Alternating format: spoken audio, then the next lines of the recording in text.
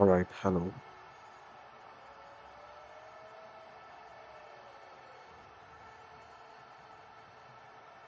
Let's do a quick audio check and we are off.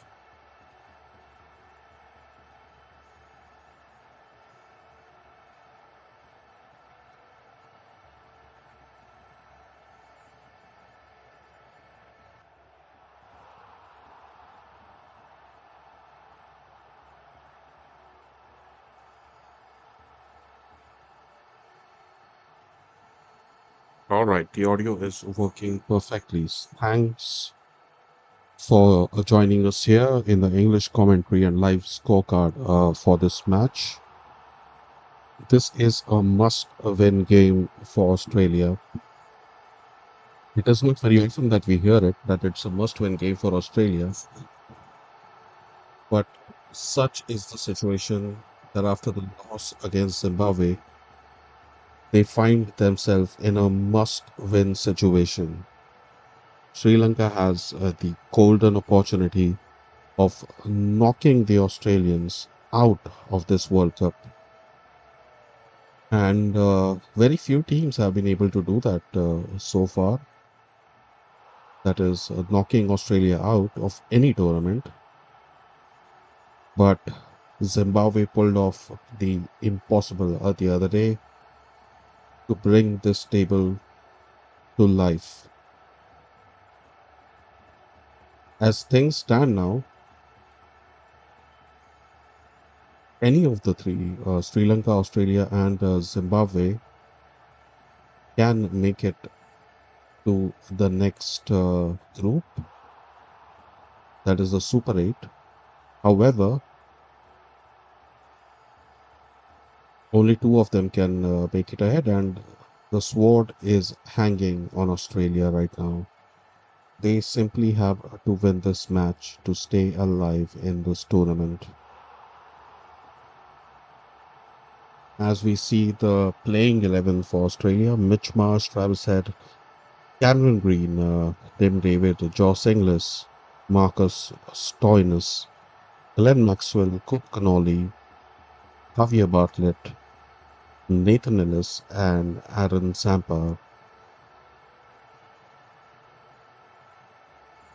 They have got three spin options with them: Aaron Zampa, Coop Connolly, and Glenn Maxwell. And as we have seen so far in Sri Lanka, spin plays a very, very critical role, especially if you're chasing as the surface gets slower and slower.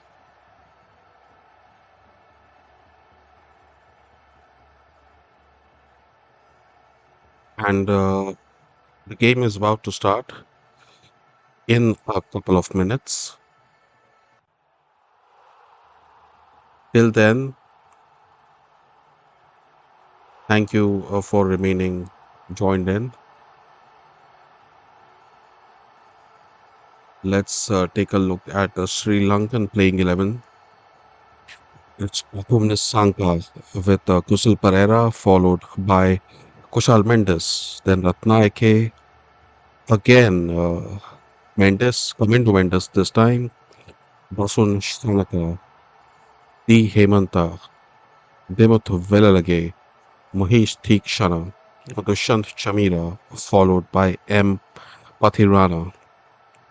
Well, that looks like a solid outfit, but the only question is, granted that they are playing on their home territory, they on their own home turf, but the main question remains: so will they be able to knock Australia out of this World Cup? They will not only take revenge for quite a few other times when Australia has knocked Sri Lanka out of a tournament, be it a knockout game or a league match, but they will also be taking revenge on the behalf of many other teams at whose receiving end they were found. So I think all around the globe, except maybe in Australia, everyone will be supporting Sri Lanka today. And I'm also sure the others in the group would also be supporting Sri Lanka because else it becomes a very difficult Super 8. But if Australia is out, their place would be taken by Zimbabwe. And that might, no disrespect to Zimbabwe, they have played magnificently so far. However, it there is no doubt in my mind that other teams will find it easier if it is a Super 8 without Australia. The Sri Lankans have opted to bowl, and the one taking the ball first would be Dushant Chamira, a skiddy fast bowler with deceptive pace. The batsman on crease, of course, would be Mitch Marsh and Travis Head, both of them very destructive, but they have not exactly set the World Cup on fire so far. Just a reminder here that Australia has not really won a T20 World Cup more than once. So this is possibly their weakest format. Whereas I would say very confidently that it is the strongest format for Sri Lanka. As we see the first delivery, it is just defended by Mitchell Marsh as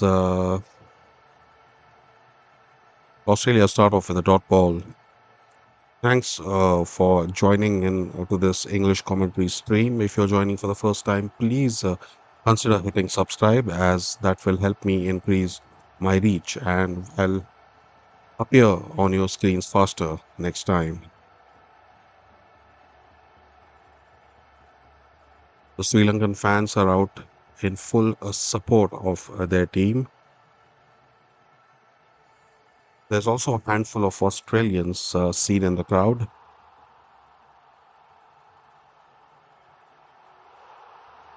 as the next delivery is drilled through the covers. What a fine shot that was by Mitchell Marsh. That goes for a four as it takes the Australian score to four for the loss of no wickets. We are seeing the first over right now in the power play. That was Mitchell Marsh in full flow, just guiding the ball towards the boundary like a rocket.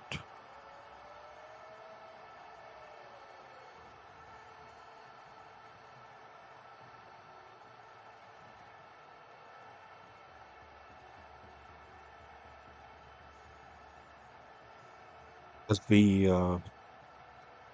await the next ball, Dushan Chamira steams in,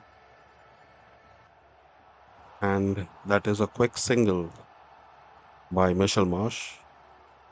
Nothing fancy, just pushed it along the ground and took off for a quick single. As we see Travis Head today for the first time, the Australian lineup: Mitchell Marsh, Travis Head, Cameron Green, Tim David, Josh English, Marcus Stoinis, Glenn Maxwell, Cooper Connolly, Xavier Bartlett, Nathan Ellis, followed by Adam Zampa. There is a plenty of firepower in this team, and they bat right till number 8. They have plenty of power hitters as well, but the main question is will they be able to withstand the pressure of a must win game? Travis said he has been there and done that before. As Indian fans will remember, he was the nemesis of the 2023 World Cup final. And that is a lofted flick shot by Travis Head as it disappears towards the boundary, and that's 4 runs. This has been a good start by Australia so far. 9 of the first 4 deliveries, turning out to be an expensive over for Dushan Chamira. Well, that was right in the slot and was begging to be hit, to be honest. He should not be going that full so early on in the game when there is no swing to be seen.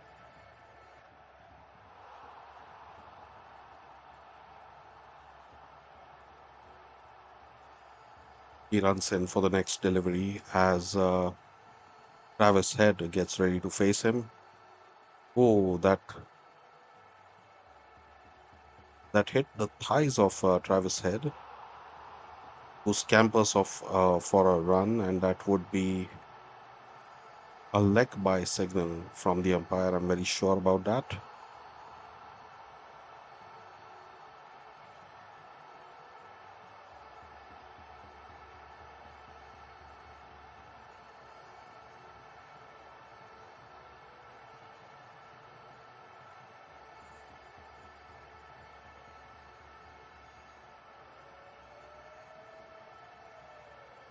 The last delivery to go, and it would be Mitch Marsh to face it. Dushan Shamira running in again. Oh, and that is hit for an enormous sixer. That was less like a pull shot, more like a tennis ball kind of slog. Regardless, that is 6 runs for Mitchell Marsh as Australia end the over at 16 for the loss of no wickets.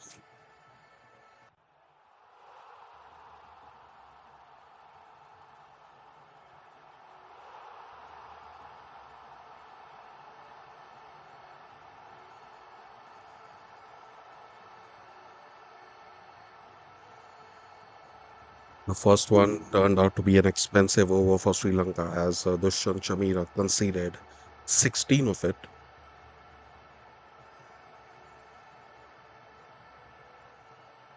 Let's see if the next over will be any different as Mahesh Tikshana marks his run up, right arm off break, but also has mystery deliveries up his sleeve, like the cannonball, the faster one, and the one that goes the other way.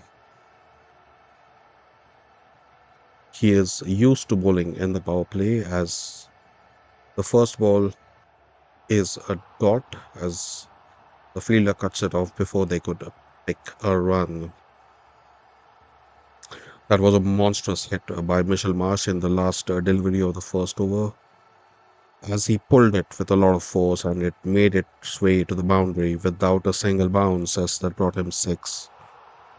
Mahesh Tikshana continues and that's yet another drop ball. That's a good start by Tikshana, somewhat compensating for that last over in which 16 were hit. Fans are still lining up outside the stadium. This is guaranteed to be a capacity blockbuster.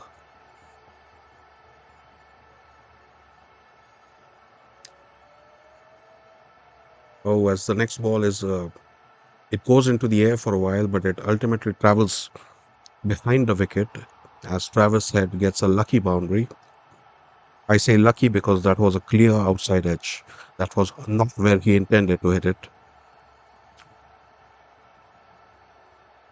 It flew behind the stumps, but there was no fielder waiting there for a catch. And as a result, that goes for a boundary. Travis Head gets going as he's ready to face the fourth delivery. Oh, that is drilled through the covers for yet another boundary. The Australian innings is up and going. They look like a side that is really focused, humbled by the loss against Zimbabwe, and they are here on a mission to put on at least 200, which will be a task on this wicket. We have seen so far that totals of 200 in Sri Lanka are not really happening. But again, this is a strong Australian side, and I say that despite the humiliating loss against Zimbabwe. Will Tikshana change his plans? Oh, that is a very poor misfield. That was about to be a dot ball, but the fielder fumbles it, and they are able to take a quick single. Travis Head strikes at 170 plus in the first 6 overs and loves the pull and cut shot. He has among the highest strike rates in the first 6 overs. One of the reasons why he is feared across the world as a destructive opener has always been a thorn in the side of the flesh of the Indian side.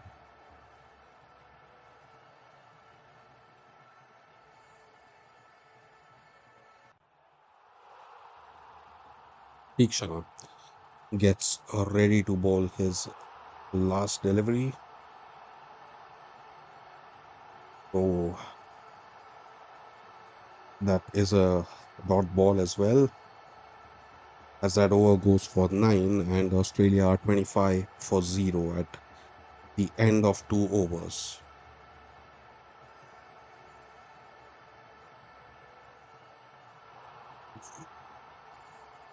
The Australians will really need to play out of their skins today because this is a must win match for them.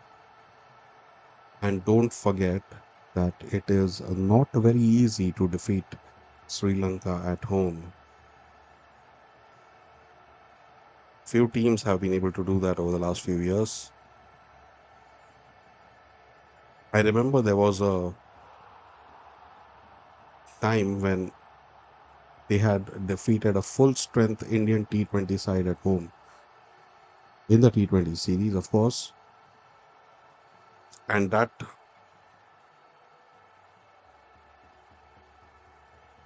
was a time when everyone realized how dangerous Sri Lanka can be while batting at home. Oh, that is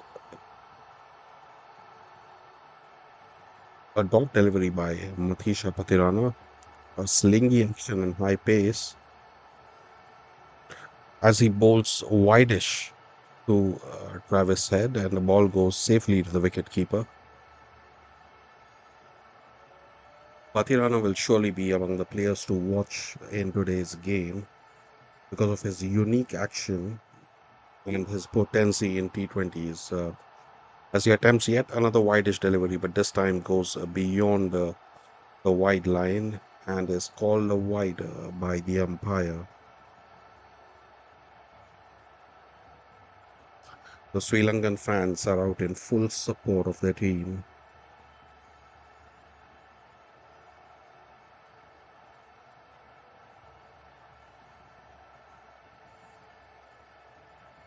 26 for nil is the Australian score so far. They've got off to a bit of a flyer, courtesy that first over by Dushyant Chamira, which cost them 16 runs. And the next over was taken by 9 for 9 by Travis Head. Today's milestones: Glenn Maxwell needs 36 runs for 11,000 in T20s, while Tikshana needs 4 wickets for 150 in T20s. But still a huge crowd outside the stadium as they wait to be let in. Already looks like a capacity crowd, so I'm guessing the scramble is for the last few remaining seats. As this is looking to be a good over by Patirana so far, only 2 runs conceded of 3 deliveries.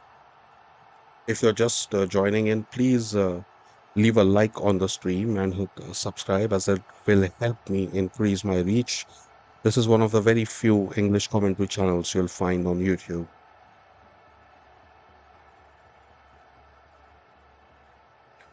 Matisha Patirana runs in again for his fourth delivery. Oh, and that is played to the covers, but that is well fielded in the end as they restrict the Australians to a single.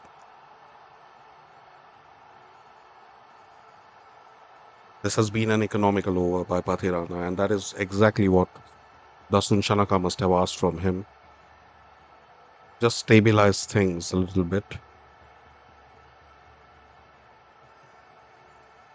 And just as I say this, Patirana is on the ground. He seems to be struggling with his hamstring. In fact, the replays show that he was already struggling as he delivered that ball, and that is not a good sign for Sri Lanka. He is on the ground, and it is very likely that he has done something to his hamstring. It doesn't look good right now. The physios are circling him, as his teammates are as well. and he seems to be in a lot of pain. Patirana is one of the strike bowlers for Sri Lanka, and they absolutely do not want him to go off the field in his very first over. Because if he goes off the field, then those 4 overs will have to be bowled by someone else. But do they have an adequate replacement in their team? Yes, they can bring in some part-time spinner to do the job, but Patirana is in the team for a reason. He's there for his accurate yorkers in the death overs and his high pace, which can be difficult to get away. So I don't see how Sri Lanka can arrange a like for like replacement for Mathisha Patirana, as he seems to be on the ground still. Maybe they will take him off the field for a while and see if it is a pulled hamstring or not. But if it is indeed a pulled hamstring, then there is nothing really anyone can do about it. He has to give it the proper rest for about 3 to 4 weeks. That is the norm. But if it is only a minor niggle, well, it is not a minor niggle as he is led off the field by the physios. An early blow for Sri Lanka, and we are not even in the fourth over. There's only a third over going on, and Patirana goes off the field after only 3 deliveries. He immediately looked uncomfortable as he delivered that ball, and he looked to be sort of limping. Well, let's hope and pray that he is back on the field soon, but as of now, the over will be completed by Dasun Shanaka. Shanaka runs in to bowl and is immediately greeted by Travis Head with a boundary. Would you believe it?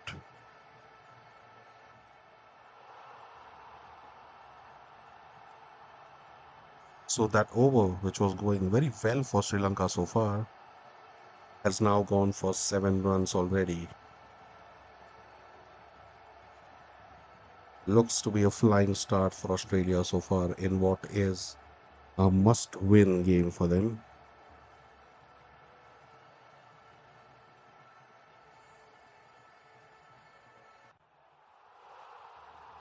As Dasun Shanaka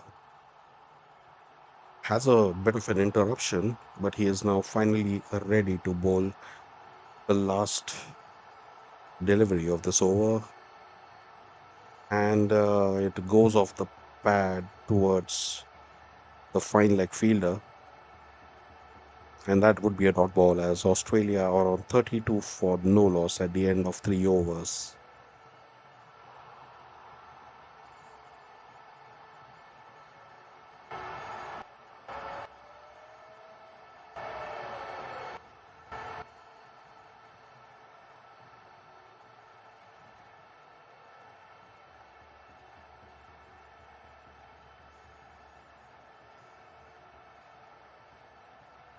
This has been 3 eventful overs so far. Some breathtaking shots by the Aussies. In T20 World Cups, Australia has a winning percentage of 63.3, which is well below their winning percentage in other formats. Tikshana is here for his second over as Michel Marsh takes a quick single.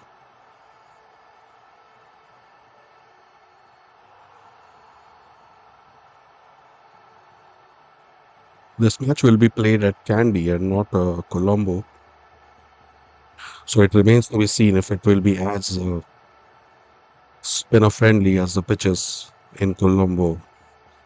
Tikshana, oh, that was definitely some turn as it was kind of shortish and it turned a long way, and there was not much Travis Head could do about it. That would give some confidence to Theekshana and the other spinners waiting.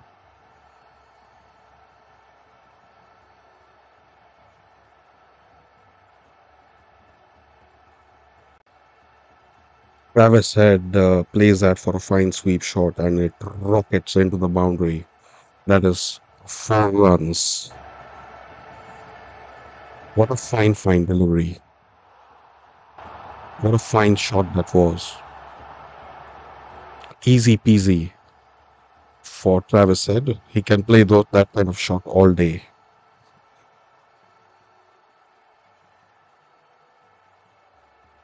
Sri Lankans need a wicket now because they cannot just let Australia dictate terms in the power play. They're cruising along at 10 and over so far. Oh, that one turned a bit as well. And again, Travis Head can only manage to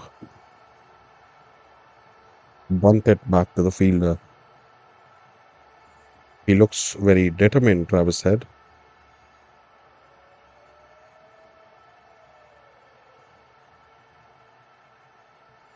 As we see the start of the fifth delivery and a quick single by Travis Head, a quiet over by Theekshana so far. Australians 38 for the loss of a no wicket. Sri Lankan suffering a major blow in the previous over as Matisha Patirana limped off the field. Probably a hamstring scare. We don't know the status yet. It could be a hamstring pull, which would put him out of the tournament, or it could be a niggle. Well, that was an inside edge that almost crashed into the stumps. But ultimately, it is a dot ball. Well. Luck seems to be favoring the Aussies so far, and they need plenty of it in this game to stay alive in this World Cup. Do not go anywhere. Stay tuned in because this is going to be a humdinger or cracker-jacker of a match. At the end of 4 overs, Aussies are 38 for the loss of no wicket. Dasun Shanaka will continue bowling. He was the one who had completed the over last time when Patirana limped off the field. So it will be Shanaka once more. Let's see how the Aussie batsmen are able to tackle him. Medium pace, bowls good line and length. Oh, that is lofted high into the air by Travis Head. That was a hook shot of the greatest quality, and that disappears for a six, few rows back into the stands. What a shot by Travis Head. That is a sixer and brings Australia to 44 for the loss of no wickets. It was right in the slot, a shortish delivery by Shanaka. I don't know why he bowled it there because he doesn't really have that great a pace to be able to trouble batsmen with a short delivery. Well, there is still 5 deliveries to go as the next one is fielded and it will be a dot ball.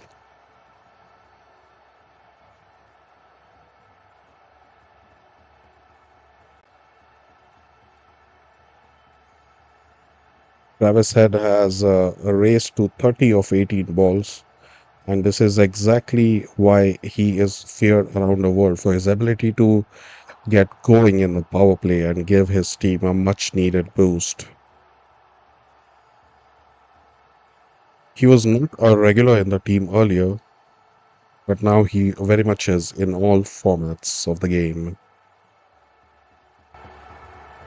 That is crunched through the covers for 4 runs.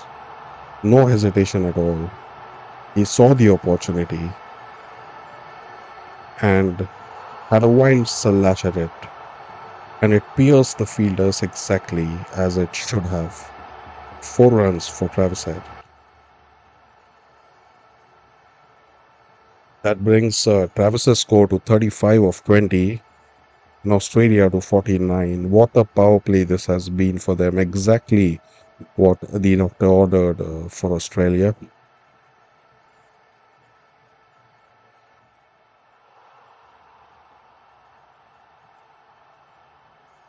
Next one goes for a single.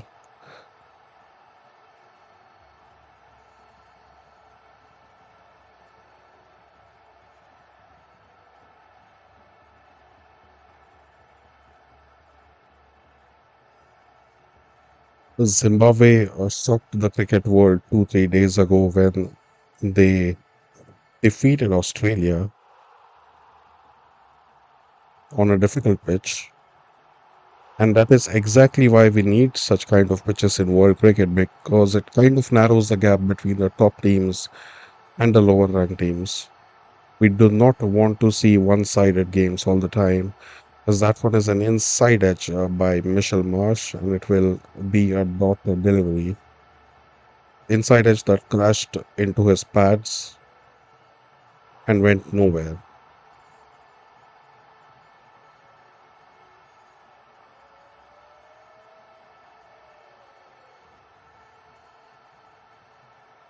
Last delivery, Shamata steams in to bowl. Michel Marsh ready for him.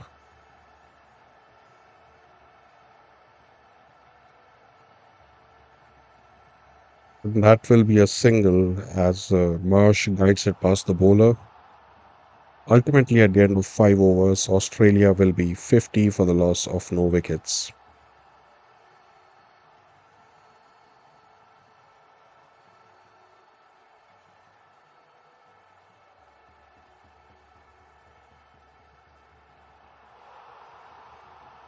No over still to go in this power play. The question remains, will Australia be able to post a formidable total enough to put enough pressure on Sri Lanka, who can be deadly in their home conditions? Remains to be seen as we see this match being played at the Palekele International Cricket Stadium in Kandy, the very center of Sri Lanka. Batsmen to follow are Cameron Green and Tim David. Both of them can hit a long ball very well. Mahesh Theekshana will bowl his third over now, as the first delivery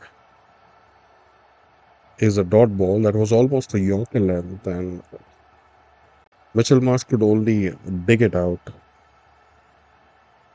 and placed it towards the fielder who denies him a run.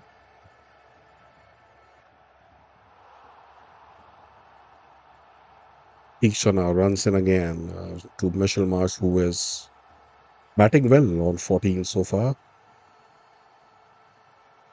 That is played delicately through the covers, and it will run off towards the boundary like a rocket. Very well timed shot that was. Not a bad delivery at all, but such is the class of Michel Marsh that he found a way to place it between the fielders, and the lack of bounce doesn't bother him at all.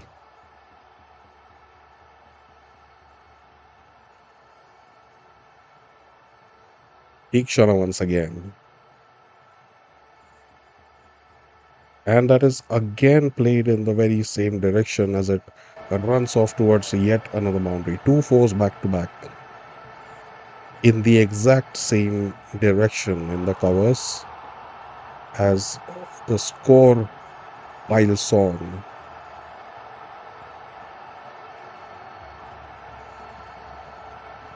58 for the loss of a no wicket. This is proving now to be an expensive over by Mahesh Theekshana, as that is a yet another shot inside out by Michel Marsh this time.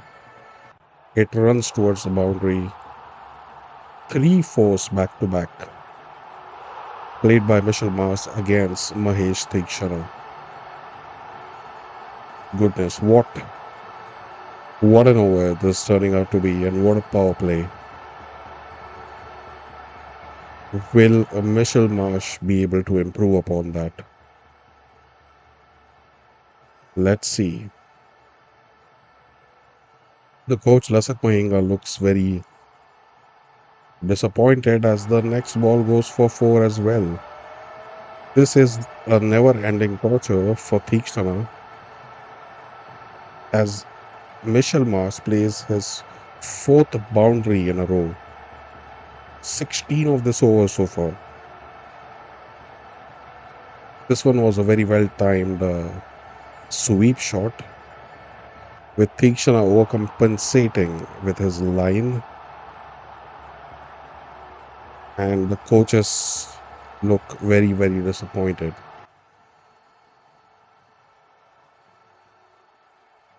The next ball is again drilled through the covers. No respite at all for Theekshana as that over is taken for 20. 20 runs of that last over from the power play. And at the end of 6 overs, the Aussies are 70 for 0.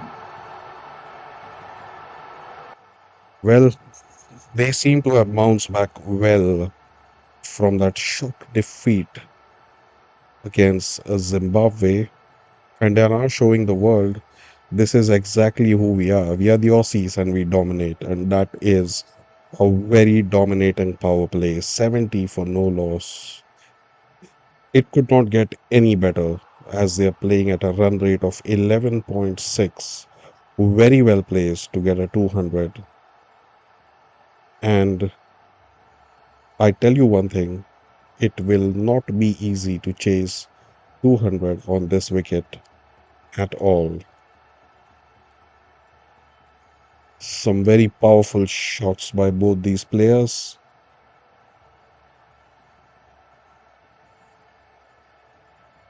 Ikshana actually had decent figures before this over. 15 from 2, not bad at all in the context of the game. But this third over, he conceded 20.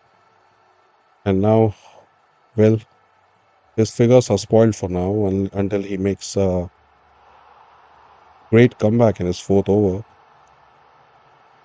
Well, they will have to regroup at the huddle and find some strategy to stop these two. These two have to be stopped because you cannot just let them continue and dictate terms.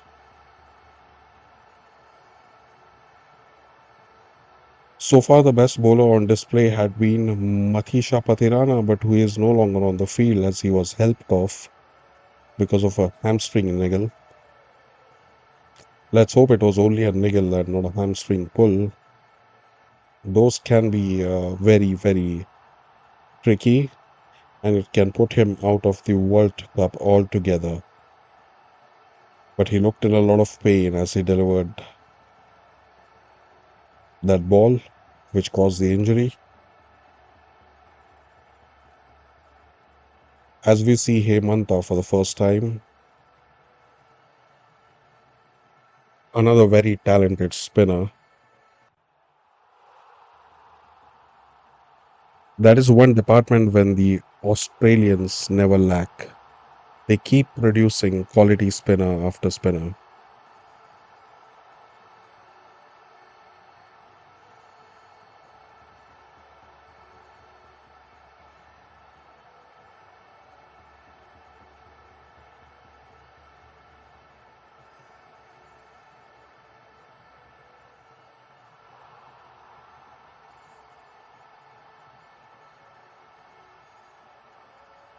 He bowls a right arm leg break, Hemanta.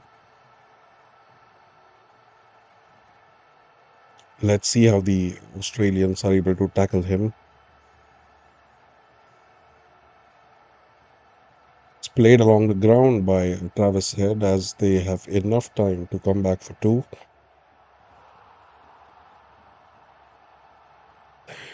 They need a few quiet overs now, Sri Lanka, because over the last 6 overs, we have seen the Aussies dominate the proceedings. And if they continue doing that, then Sri Lanka will be looking at a mountain to climb. As the next ball is a dot ball, a good one by Hemanta.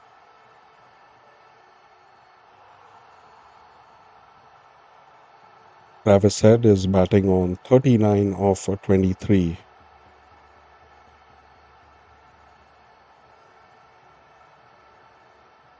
Oh, and that is a sweep shot by Travis Head, and that was almost crashing into the boundary. But that was an excellent fielding effort. As the ball is returned, but they have enough time to take 2 runs. The fielder had to pull it and dive, and that's exactly what he did.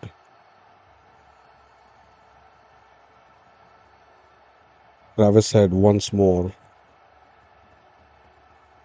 and this time there is no scope for any fielder as it sails over all fielders into the stands.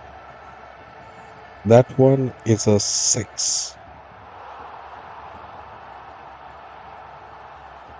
Sits down on one leg and sweeps it for a massive six. Travis Head. This is not new for him. He has been doing it on and off, especially against India. The Indians remember him fondly as the next delivery is over the top of the covers, an inside out shot by Travis Head. He races to 49 of 25 as the Australian score is 84 for no loss. Still one delivery left to go. Will Travis Head be able to get his 50 right in this over?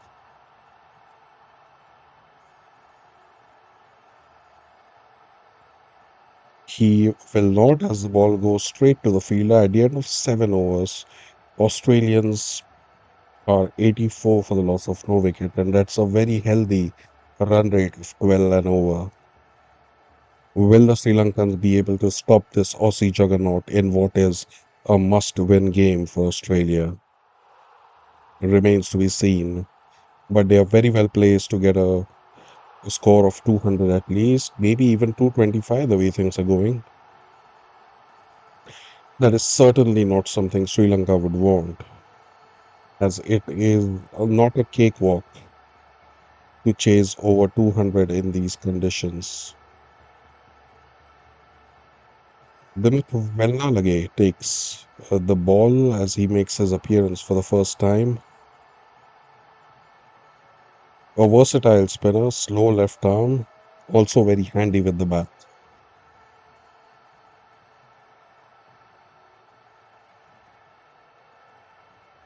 Michel Marsh takes a guard, and that is played fine along the covers for another boundary.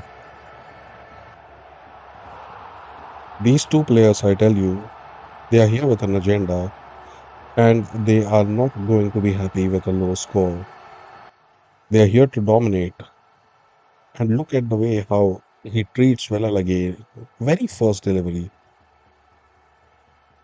just powered through the covers. What a shot. Goodness.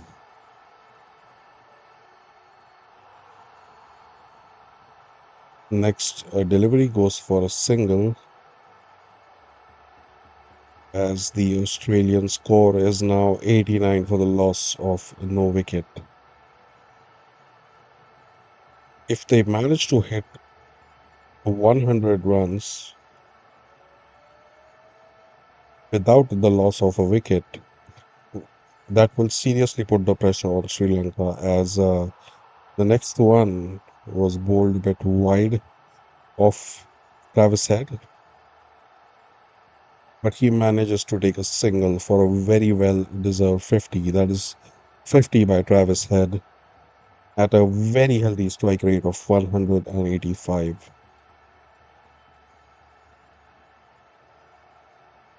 What an innings this has been.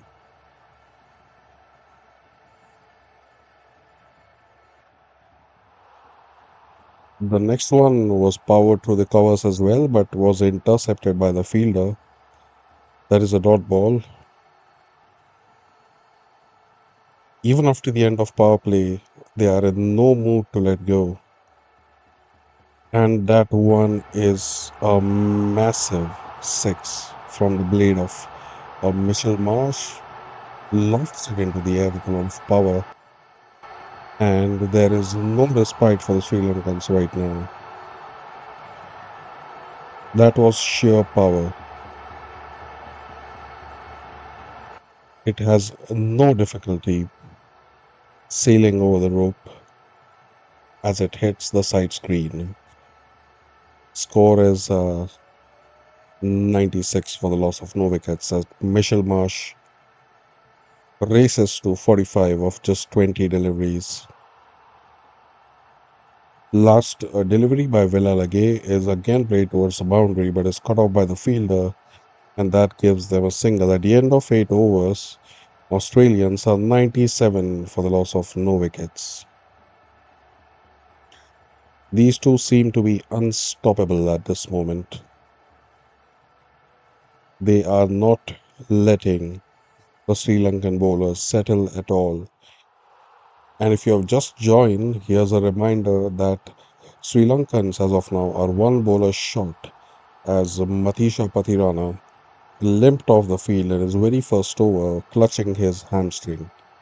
If it is a proper hamstring pull, then he will have to sit out the rest of the tournament.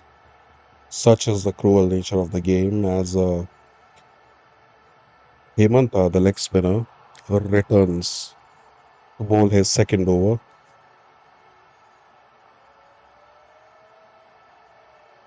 Mitchell Marsh is watchful as he guides it to a single. He is fast approaching his 50 as well.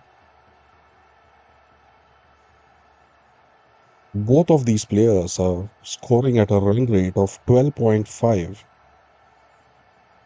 And surely the Sri Lankans would be on the watch now because there will be a time when they won't be able to pull it back. It will be beyond salvage, as this time it is Travis Head who powers it for six, sails over the rope. That is a sixer, played with immense power towards the leg side on one knee. One of the signature shots of Travis Head as that travels for a six, and the Australians reach a score of 104 in just 8.2 overs. They needed a wicket and they need it desperately. They need it now. Will it be this as it is played in the air and it is caught by the fielder? Finally, some respite for the Sri Lankans, as that is a wicket and Travis Head has to go back. Finally, we can hear some noise in the crowd as they cheer for that wicket. Oh, that was not the easiest of catches, but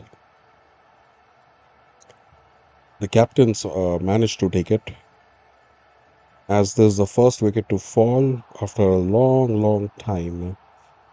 Coming to mean Mendes was the fielder, so I stand corrected as the score is 104 for 1 in 8.3 overs.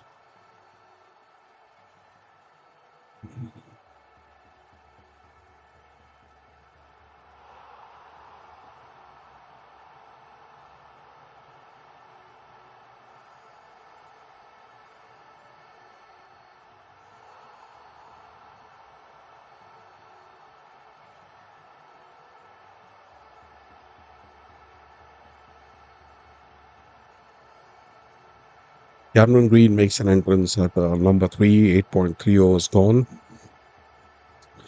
He's here because Travis Head for the catch to the boundary fielder in yet another attempt for a sixer. Hemanta picks his first wicket and he gets ready to bowl to Cameron Green, who is watchful and plays out a dot delivery. A dot delivery has been rare in this inning so far, as The Australians have piled on the pressure, and that is yet another dot ball. Whoa.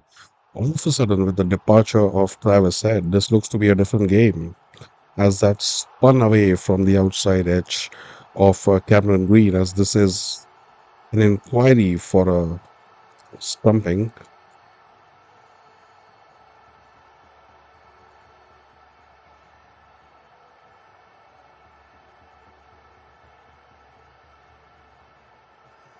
Well, he looked to be well inside the crease, so it will not be a stumping, that will be not out.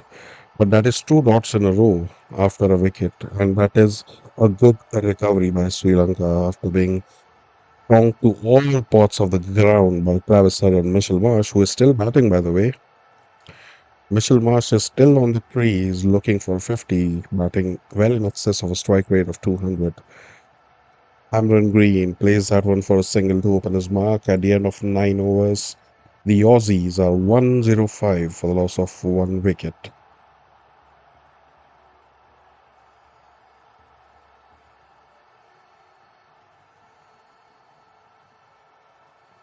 A very eventful over as Hemanta made a comeback after being hit for a six and manages to deceive Travis Head in flight as he mistimed his shot and provided an easy catch to Fernando Mendes.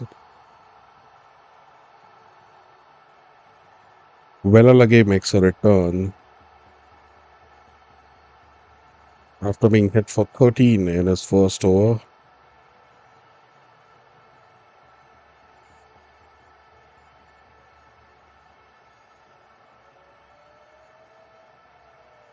Cameron Green to face the first ball as he plays it in the direction of covers will be cut off by the fielder in the deep. Will be only a single as the strike goes back to Mitchell Marsh batting on 47 of 22. He has been batting like a beast. Lots of power on display. Mitchell Marsh is happy to play that one for just a single as it brings Cameron Green back on strike. Sri Lankans have pulled back well in the last couple of overs with some dots and singles and a wicket. Otherwise, there was a time when it looked like Australians would surge beyond 125 in the first 10 overs. The next ball is taken for a single.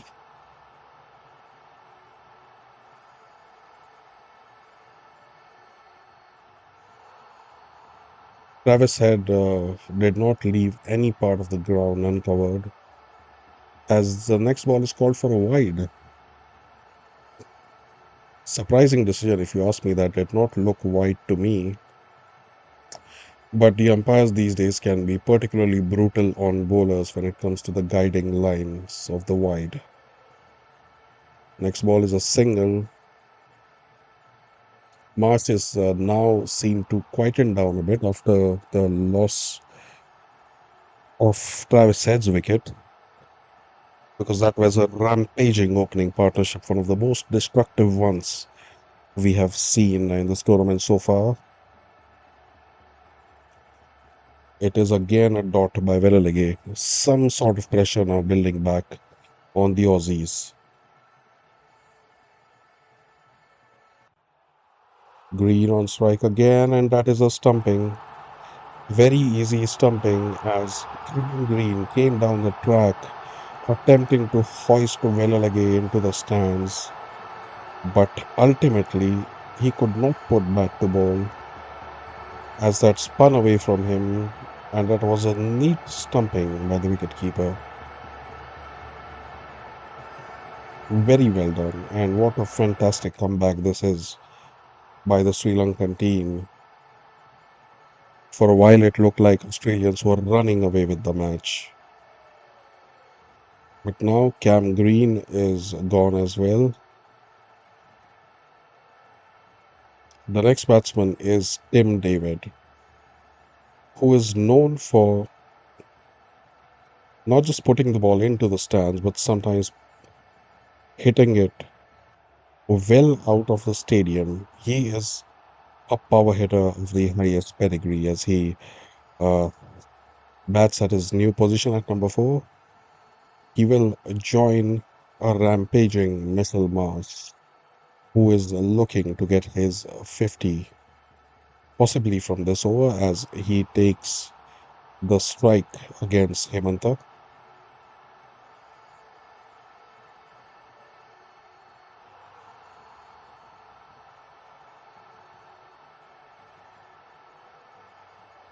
And that is pulled away for a boundary.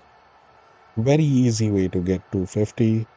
Not as easy as it looks, but that is a fantastic 50 for Michel Marsh as, as he gets there in only 25 deliveries. The score is 114 for 2, and the Sri Lankans desperately need to take his wicket in order to stop the flow of runs because as long as he's on the crease, he will continue to bat at a strike rate of 200. He's already set. He's seeing the ball like a football. That brings Tim David on strike for the first time.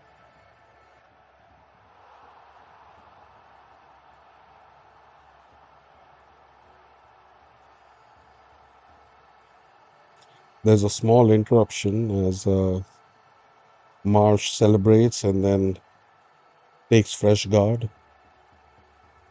That was a very easy stumping for the wicket keeper. Green was looking to charge him down the wicket, but completely missed the line. I think he was looking for the arm ball, but that was a perfect orthodox left arm spinner's delivery as it spun away from him, and the wicketkeeper made no mistake. Tim David faces Hemanta as he plays it to third man for a single and brings Marsh back on strike. The Sri Lankans have to pull back at the run rate here. It is currently 11, and well, they are very well poised to get to 200, maybe even 220 as of now. A very heavy appeal by Hemanta and the Sri Lankan fielders look to be an LBW appeal. Let's see. As it is referred to the third umpire by Dasun Shanaka, it looks like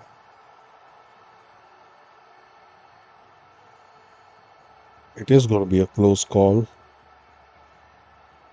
That looks to have struck the pad first. I do not see any bat there, but only Ultra Edge will be able to confirm it.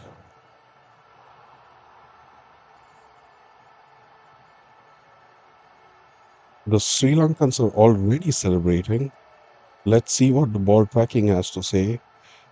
But in my opinion, it looks to be crashing onto the stumps as we get a confirmation as the ball tracker shows that it pitches out in line, impact in line, and wickets hitting the middle of middle stump, the plumbest LBW ever. I don't know how the umpire missed it, but that is a wicket by Hemanta, the second wicket, and Mitchell Marsh is out 54 of 27, and Sri Lanka is now well and truly back in this game as Josh English joins Tim David, two new batsmen at the crease.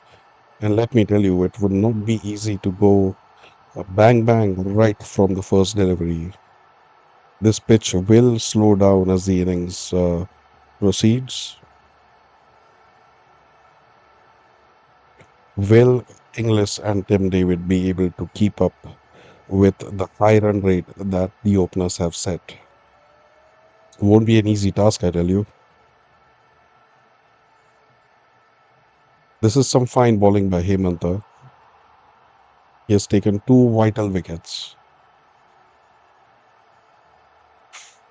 That was almost Yet another wicket as it spun past Josh Inglis, who had no clue about it. He was looking to charge down the wicket and was almost a stumping. The wicketkeeper fumbled. He fumbled badly. Oh my God, that would have made Shane Warne proud as it drifted in nicely, went past the outside edge, but it was not a clean collect by the wicketkeeper. The next one is played for a single by Josh Inglis as the over goes for only seven, and there is a wicket in there. At the end of 11 overs, the Aussies are 117 for three. The situation has kind of changed in the favor of the Sri Lankans.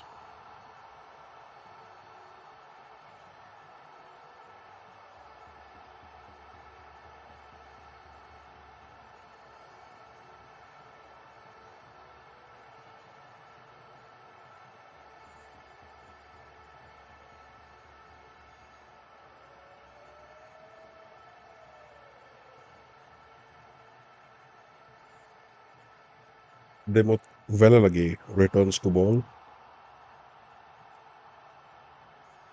as the Australians are 117 for three.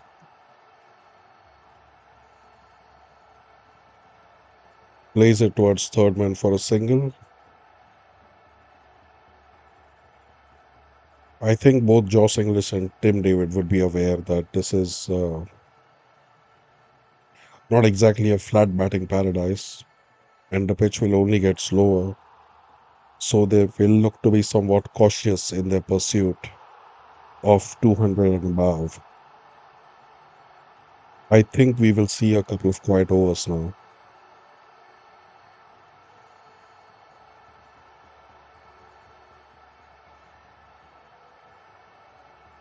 Velalage was the one who triggered the stumping of Cam Green. This time it's a wide plus single as he drifts away from the batsman. Bit too much spin on it. Oh, that was a big fumble by the wicket keeper as I'm seeing the replay of that missed stumping.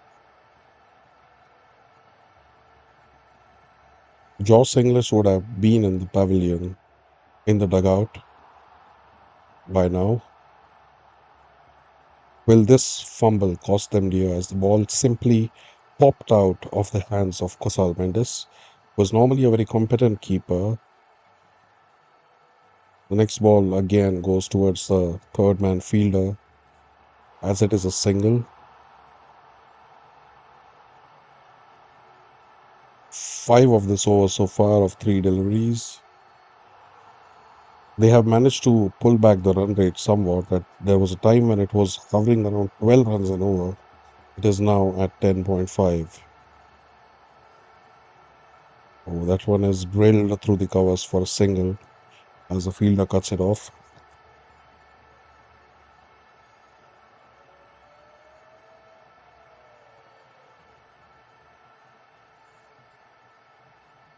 We'll have to see what the status of Patirana is. If he does not return to bowl, that will mean someone else will have to bowl his overs, and most likely that will be Dasun Shanaka. The question is he as good in the death overs as Patirana is?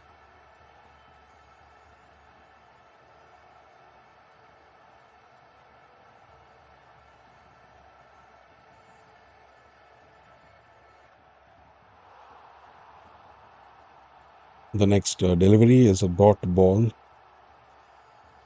as Tim David just defends it, but the last delivery will take the outside edge and run for four. That is a lucky boundary for Tim David. The over cost 10 in the end as the Australians reach 127 for 3 at the end of 12 overs. Looking well on course to reach 200. Will that be a winning total? Well, they better hope so because it is a must-win encounter for Australia after suffering a humiliation at the hands of An amazing Zimbabwean side.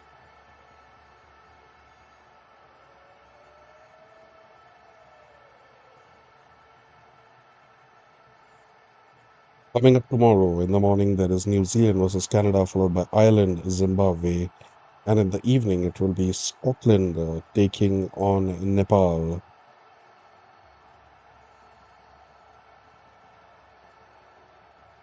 There will be three games a day until the 19th of this month, as we are almost approaching the end of the group stages. It's a full toss, and that was almost going to run off to a boundary, but it was intercepted well by the fielder in the end, as Camilo Mendes comes into bowl as first over.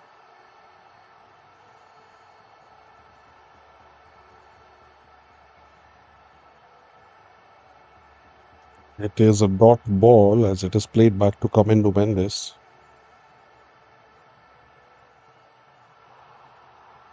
He's shown to be an ambidextrous bowler as he can bowl both with the left and the right hands. Next ball is played for a single. Yes, that is true. Camilo Mendes can bowl both with his left and his right hands. But he cannot just suddenly choose one. He has to let the umpire know whether he is going to be a lefty or a righty before the over begins. And Tim David flicks it into the air as that will be caught by the fielder in deep. A fine, fine catch. As the Aussies lost their fourth wicket, Tim David will have to return to the dugout. And this is a fantastic recovery by Sri Lanka now. There was a time when they were like 107 for the loss of no wickets, and now they're 130 for four. The wickets have been coming at regular intervals, and Sri Lanka is well and truly back in this match, as that will surely put brakes on the run rate because Tim David is known for his big hits. That's exactly what he attempted, but could not manage to get it over the boundary line. He will be joined by Glenn Maxwell. You know how it is with Glenn Maxwell. There is a very high chance that he might get out in the single digits, but there is also somewhat of a chance that he will end up playing the innings of the tournament. You never quite know how it is with Glenn Maxwell. You can only guess. Age 37, he takes his guard. Who can forget his match winning knock against Afghanistan in the 2023 ODI World Cup? Scores a double century to pull his team out of the ditches and won it single handedly. On a limping foot, no less. He goes over the mark with a single, revisiting that wicket again. Tim David lofted straight into the air, and the fielder made no mistake at the boundary. It would be a dot ball as that finishes the over. Australians 131 for 4 at the end of 13.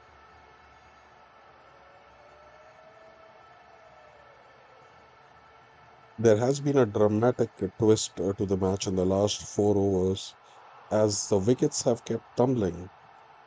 There was a time when the Australians were rampaging with a 100-run opening partnership, but slowly, the Sri Lankan spinners have proved their skills as they chipped away at the wickets,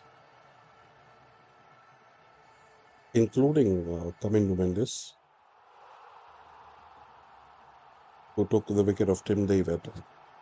Velalage returns for his final over. Maxwell is on strike. It will not be very long before we see Maxwell attempting what is his bread and butter, the big shots. He takes off a single, a watchful start by Glenn Maxwell. Not often that you see it. Josh English on the other side is 8 from 10 deliveries. He's being equally watchful.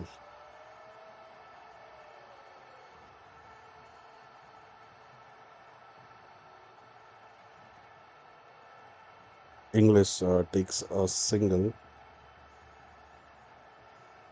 These two need to stitch up a partnership now. They cannot afford to keep losing any more wickets because that will seriously dent their prospects of reaching 200.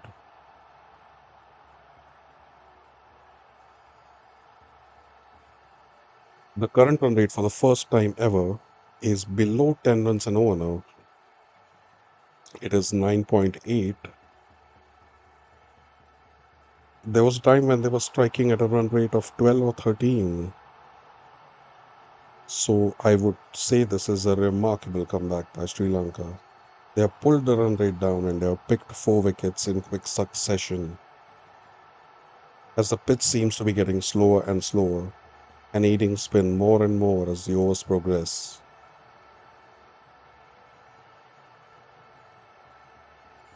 Do the Australians have enough firepower in the spin department to be able to challenge Sri Lanka?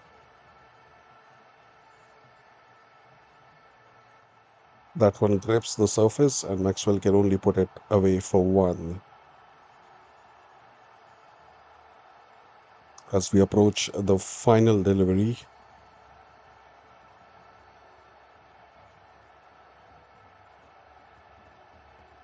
will be faced by Glenn Maxwell, who is again happy to play it for a single on the offside, as the Australian score is 136 for 4 at the end of 14, as the players take a well deserved drinks break.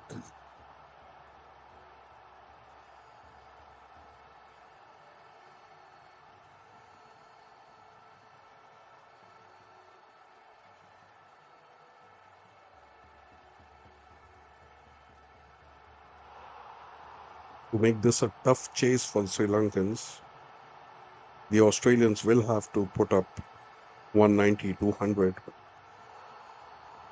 However, considering the remarkable recovery of the Sri Lankans in the last 5 overs, 200 is looking a bit unlikely if you ask me, because as the others have shown, it is not very easy to just come in and hit the big sixes. Marsh and Travis Head did it, both scoring 50s.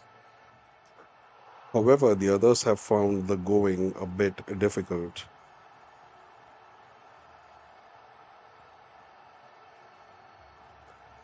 A couple of players tried giving the charge to the ball, and Cameron Green was out in that way for a stumping, and there was a missed stumping as well. So you can see that the ball is getting enough turn. There is enough grip in the surface.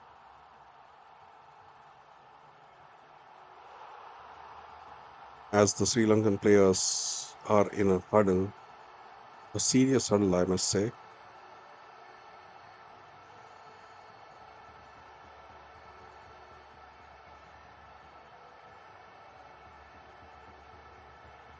Glenn Maxwell is playing on 4 of 5 deliveries, while Inglis is 9 of 11.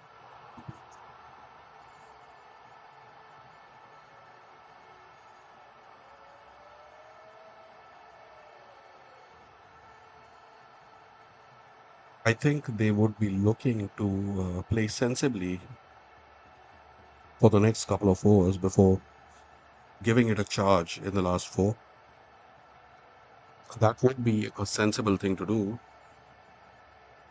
If they start going all out, bang bang, right from the 15th over, there is a possibility that it might expose the lower order batsmen to some quality spin. They do not want that as we return after the drinks break. Maxwell to take strike against Kamindu Mendes. It has been an uncharacteristic knock by Maxwell so far. as he takes yet another single. He is dealing in singles at the moment. I have not seen him attempt his usual wacky experimental shots, as he is known to do just about anything to get a four or a six. Not someone you will see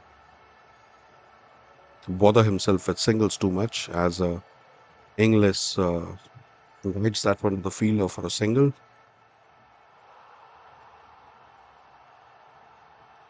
This has been a watchful partnership, 14 of 11.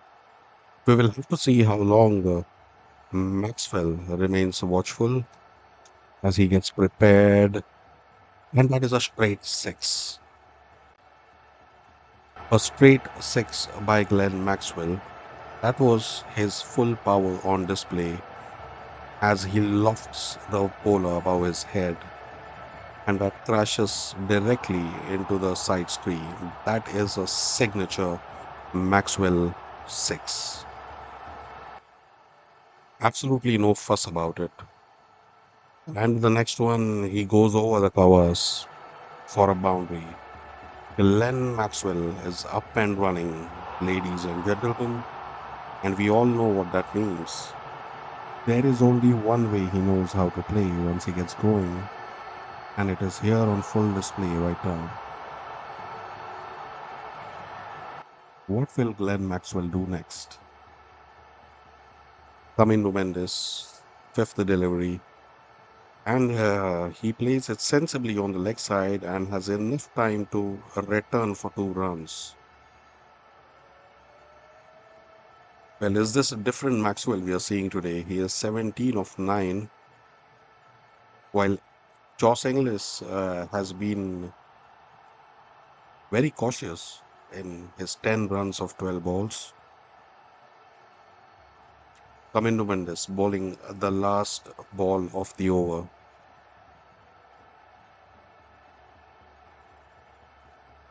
Will we see yet another big shot from the blade of Glenn Maxwell? No, we don't.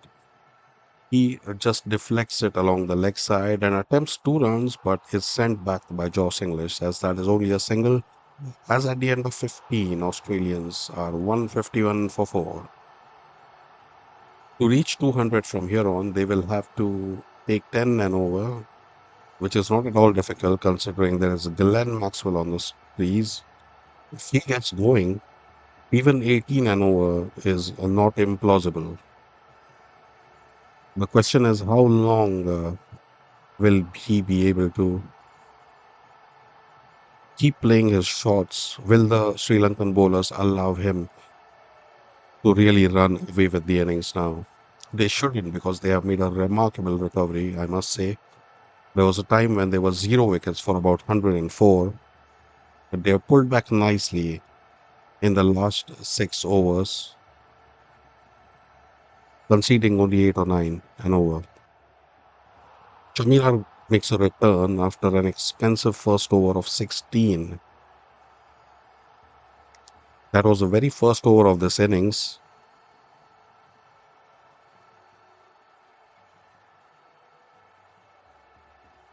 He will bowl to Glenn Maxwell, who has so far looked very confident with his shot making. Oh, that is a dot ball as that rushed onto Maxwell, who could not do much with it. A slower delivery. In fact, Australia's wickets. Travis had holed out to the fielder in the deep. Cameron Green got out to a stumping.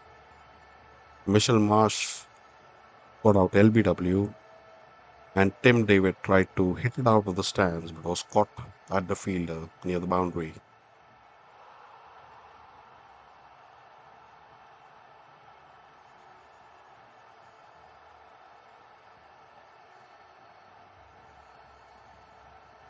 That is high up in the air, as high as the eyes can see, but that will go down as a dropped catch. That will be a dropped catch by Villalage. That was miles in the air. It took an eternity to come down. And these kind of catches are not very easy when you have the lights on. But he did all the hard work. He got under it and he was ready, but it somehow slipped through his palms for a dropped catch. Dushmanta, the bowler, seems angry about it as the next one is a single that was a full toss, and Maxwell would feel he missed out there. As the strike goes to Joss Inglis,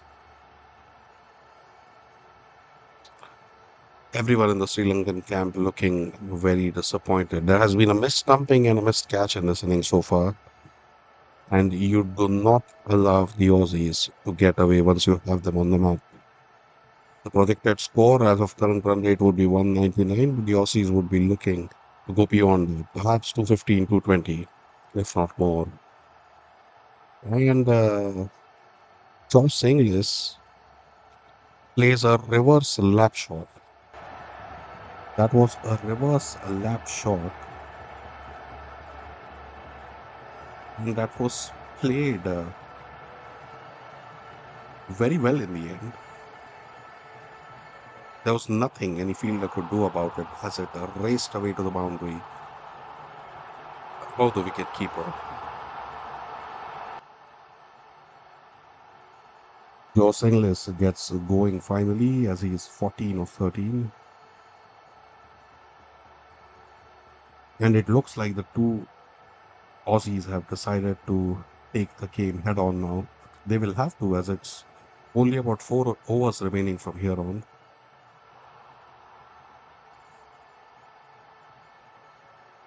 Oh, that is played through the covers by Josh Inglis will only be a single as the last delivery remains, and it will be faced by Glenn Maxwell as we are in the last phase of this innings. Will Australia reach 200 or will they have to be content with a score of 180 with 90?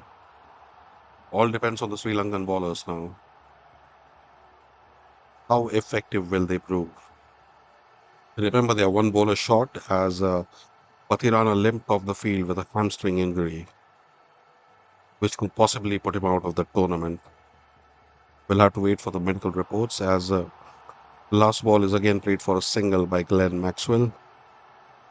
At the end of 16 overs, Australians are 160 for 4, 40 runs away from 200. Will they be able to do it? If you're just joining here, please consider hitting the like on the stream and hitting subscribe as well. That will help me increase my reach. This is one of the very few channels on YouTube that gives you English ball by ball commentary. The next over, Hemanta will take the ball.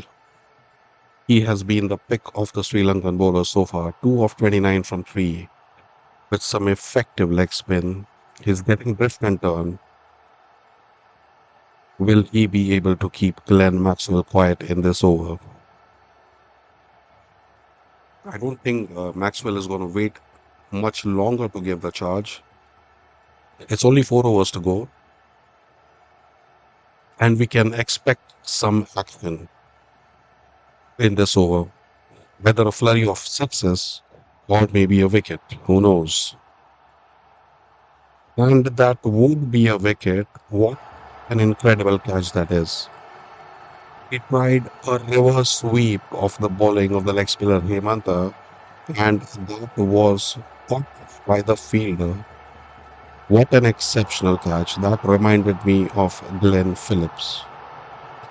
My goodness, this is not very often that we see these kind of catches. Simply exceptional. That will make it to the highlights package of the World Cup, not just this match. He had to reach high into the air while at the same time diving in the direction of the ball. And the third umpire is checking if it is a legitimate catch. Yes, it is a legitimate catch. Pathom Nissanka, the star batsman of Sri Lanka. What a blinder that was. And that blinder of a catch gets rid of Glenn Maxwell. who goes for a well played cameo of 22 from 15. This brings Marcus Stoinis onto the crease. You can look at that replay again and again and again and still want more. That was a candidate for the catch of the tournament. I'm not exaggerating. Pathum Nisanka has taken a monster of a catch. And it's not easy to do when it's a reverse hit because with the bowler and fielders, they're taken by surprise when there is a reverse flick like this one. But Nisanka was watching the ball like a hawk, and he was right in position as he dived like Superman to catch that ball and get rid of Glenn Maxwell. That is the third wicket for Hemanta, who has been the pick of the Sri Lankan bowler so far. Micah Stoin is known for his power hitting, comes to the crease in the 17th over as Hemanta would be riding high on his confidence. So that is the watchful single by Stoinis as he guides it towards the fielder. I repeat, that was one of the catches of the tournament. Something we would see from Glenn Phillips and the great John T. Rhodes. Well, today it is Pathum Nissanka. The next ball is played inside out through the covers. Lofted shot for 4 runs by Josh English. I think Josh English will have to be the aggressor from now on because he is well set at 19 and he will have to start taking some risks because you cannot expect Marcus Stoinis to go bang bang right from his first ball. That is not this kind of pitch. It is a dot ball as English plays it back to Hemanta.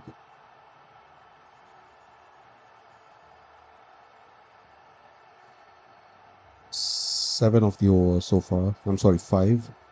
As this one is again played towards the boundary but will be cut off by the fielder, giving them enough to take 2 runs. The score is 167 for 5 as we await the last delivery of Hemanta's spell.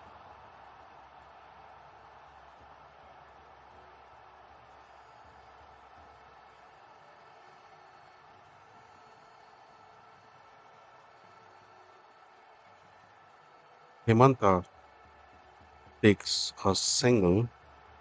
I'm sorry, Stoinis takes a single because of the mark, and Hemanta closes his spell with 3 of 37. A fine, fine spell in the context of the match. 3 more overs to go. Will Australia manage 200? It is a must win game from them, and Sri Lanka has the power to knock them out of this World Cup.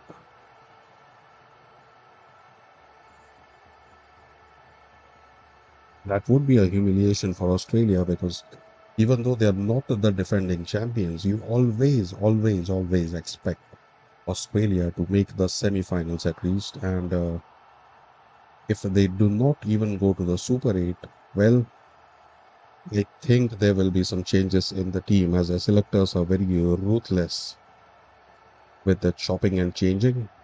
Chamira will bowl the 18th over as he runs in for the first delivery, bowling to Josh Inglis. Oh, he attempts a reverse lap shot again. This time he's not so lucky as it just goes towards the wicketkeeper for a dot ball. The pressure is mounting on Sri Lanka, on Australia, I'm sorry, because at one point of time it was looking like they would easily race towards 225. But at this point, it is a question mark if they will manage even 200. Would be difficult for them. It's not that kind of surface which gets easier to bat on. Los Angeles faces Dushyant Chamira again.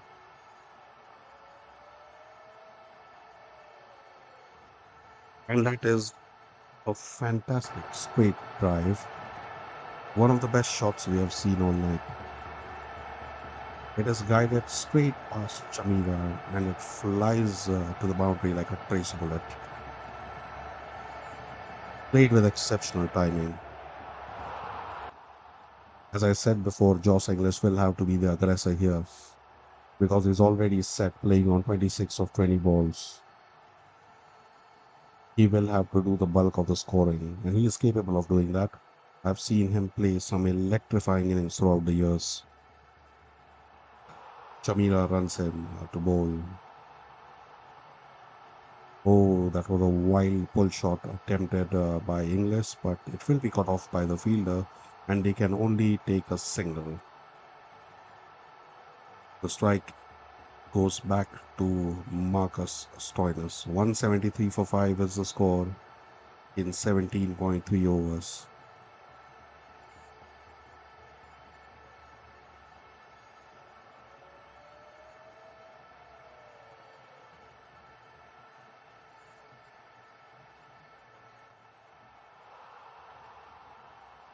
The run rate over the phases, it started off at 11.6 in the first 10 overs.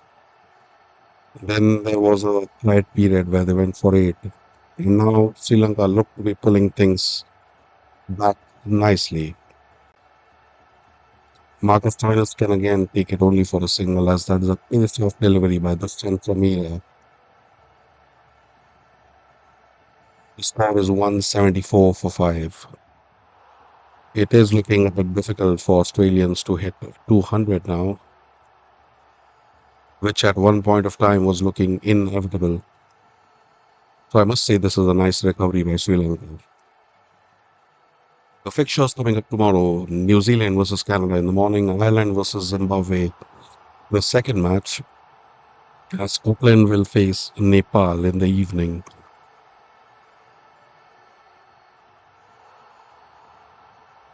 Would be an important match for Zimbabwe as they would be looking to continue their winning streak. They will also have an eye at the run rate as well. Oh, that took the top edge and looks like it is going to be out. That will be out. Samira takes a wicket and gives an angry reaction at the departing Joss English. It was a big shot, but it only took the top edge, and that was an easy catch in the end as Australians lose their sixth wicket. Joss English tried to pull that one for six, but instead it flew up a mile into the air and was caught nicely by Vellalage. 174 for 6 Australia at the end of 17.5.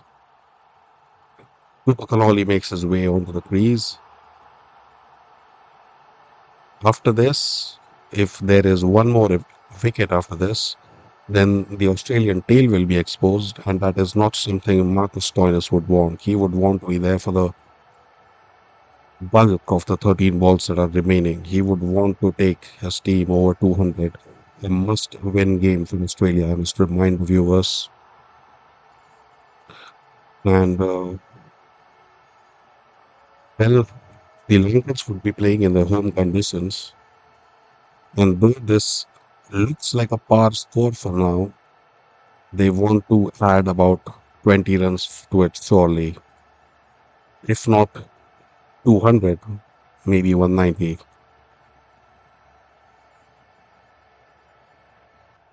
Sri Lanka has been chipping away at the wickets since the 10th over, and this is the sixth one that has fallen. They had to do it because Mitchell Marsh and Travis Head had got them off to an exceptional start. The last ball is just played for a single as after 18 overs, Australians are 175 for 6. The crowd finally seemed to be happy and cheering. They were very quiet in the first 10 overs when the ball was disappearing to all parts of the ground, when Mitchell Marsh and Travis Head were going all guns blazing. The bowler to make a comeback would be Mahesh Theekshana. He will bowl the 19th over. An interesting choice because if you remember, his last over had gone for 20 runs. Michelle Marsh had struck him for 5 boundaries on the trot. Will he be able to make a comeback as he takes a deep breath? Pressure is visible all around. Starts off with a dot ball as it crashes onto the bat of Copper Connolly, and they do not have time to take a single. Will Theekshana pull back?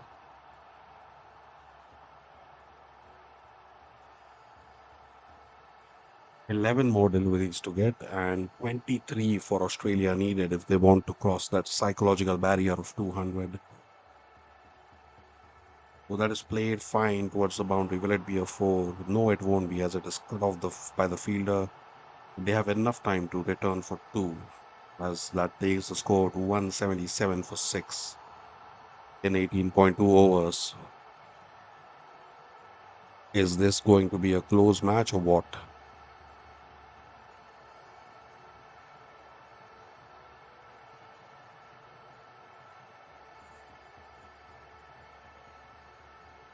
Cooper Connolly, who is a capable batsman, takes the strike against Ikshana, but he gets an outside edge that flows, that flies up into the air, and that is clocked well by the fielder. Fine diving catch.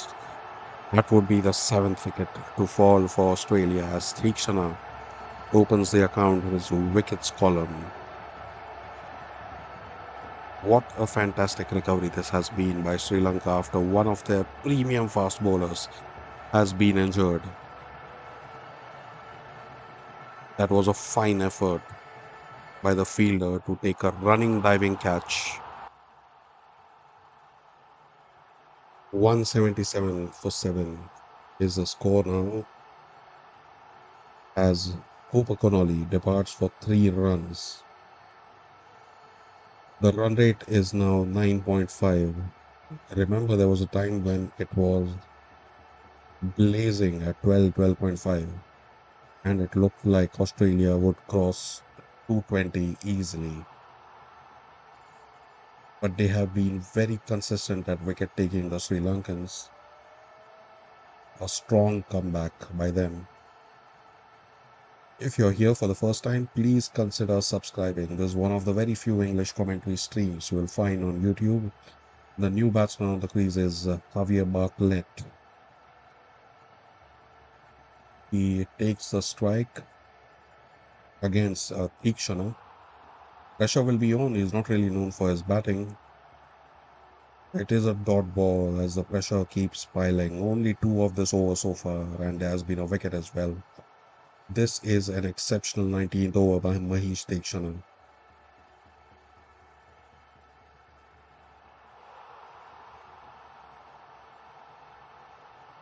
And again, a great comeback by Theekshana as well, because he was conked for 20 in his last over. 5 consecutive fours by Mitchell Marsh. Bartlett gets ready to face him again. And that is yet another dot ball. That was almost a quick fired in Yorker. The dot balls keep piling up as a score of 200 is now looking almost impossible. Will they at least reach 190? That is the question now. Sri Lankans would be happiest if they manage to restrict them to somewhere around 180 or 185. What a recovery that would be. Deekshana gets ready to bowl his final delivery, and that is once again a dot ball as it Bartlett cannot put back to ball. That would be 177 for 7 still at the end of 19 overs. 1 over to go. Will the Aussies be able to create any magic? Will they be able to cross 190? Is this a par score of this ground? Well, only time will tell. But I can tell you this, that in the first 10 overs, it was all Australia. And in the next 10 overs, it was all Sri Lanka as they kept taking wicket after wicket. never really allowed the Aussies to get going in the second half of this innings. It will be Shamira to finish things off. Normally, we would have seen Patirana bowling at the death, but he limped off the field with uh, what is suspected to be a pulled hamstring that could put him out of the World Cup altogether.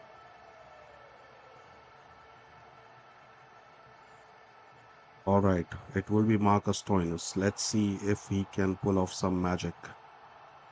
It's not to be in the first ball as he defends it, and that will be a dot ball. Too many dot balls for Australia's liking in these last 2 3 overs.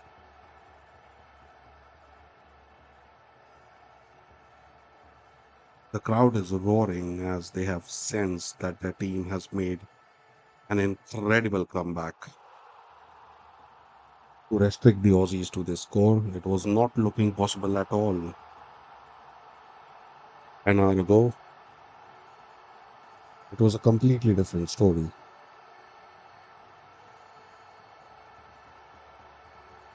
Marcus Stoinis takes strike again against Dushan Chamira.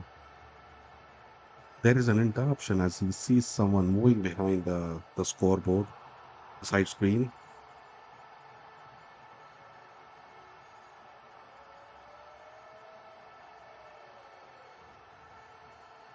Well, he finally takes strike again as Stoinis prepares to face him. Well, he managed to score a boundary. Well, not boundary, but that would be 2 runs for Stoinis. That is good running in the end, I must say. Score is now 179 for 7. Oh, that has been called for a no ball. That was called by a no ball by the third umpire. Was not called by the on field umpire, but he overstepped, and now that is a free hit.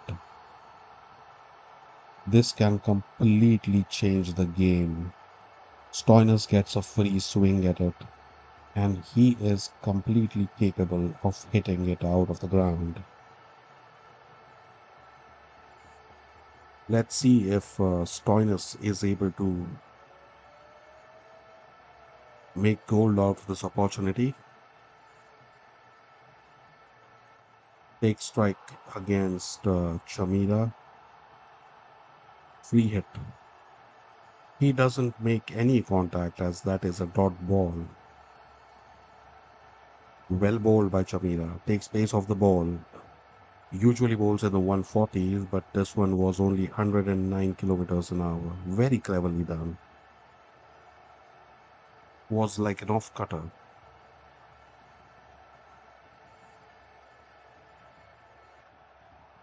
First 2 balls, legitimate balls of this over have yielded 3 runs as Aussies are at 180 for 7.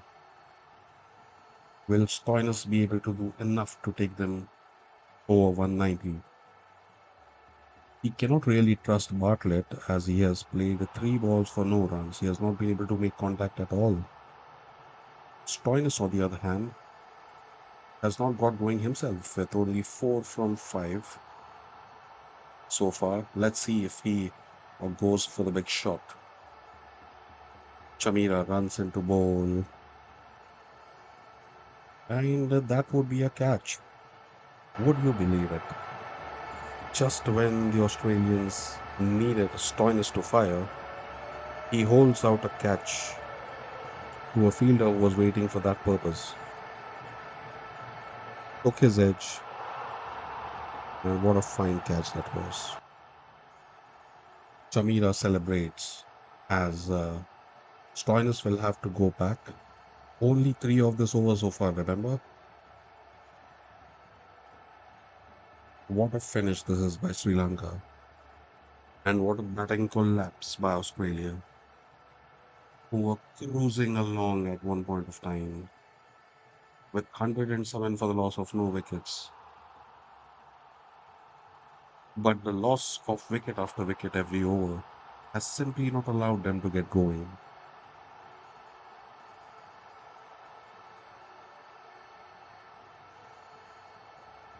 Last three deliveries to go as Nathan Ellis joins Xavier Bartlett. Nathan Ellis is perfectly capable of hitting the big shots. I don't know why he is here at number 10 behind Xavier Bartlett. Let's see, he has his opportunity to help his team. Three balls. Kamira runs it to bowl. What a fine bouncer that goes past the bat of Nathan Ellis. There is nothing he can do about it. A pacey delivery at 145 that climbed on him, and he almost took evasive action. Wow, unbelievable. The Sri Lankan seems to be gaining in confidence as it is still three from the over and four legitimate balls. Jamil has two more deliveries to try and pick up a wicket and close this Aussie innings. Maybe even with an all out, who knows? Last two deliveries to go. Jamira runs into bowl, and that would be a run out. Would you believe it? That is a run out on the second last delivery of the 20th over. Ellis could not make contact with the bat, but he still takes off for a single, hoping to get a bonus run. But that is not to be, as the wicketkeeper simply takes a direct hit opportunity, and that would be the ninth wicket down for Australia. Who would have thought at the start of the 10th or 11th over that Australia would be 180 for 9? There was simply no chance of wicket being likely when Travis Head and Mitchell Marsh were batting. Well, they have only one ball to go now, and it will be Adam Zampa on strike. What a recovery this has been by Sri Lanka. You simply have to admire the tenacity. Adam Zampa takes a strike, batting at number 11, and he is only able to guide it towards the fielder. Will that be a wicket again? Yes, it will be. It will be yet another wicket as that is one more run out. He had to go for the double run. It was the last ball of the innings, but they managed to get a single. But while attempting a double, they were run out. This means Australians will be all out for 181. What a spectacular collapse that is.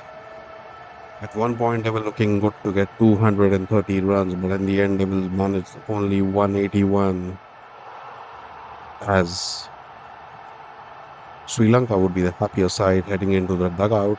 They have their task cut out for them. 182 to chase. Join us in the second innings as we take a short 5-minute break and we will return for Sri Lanka's batting as they attempt to score 182 for 10.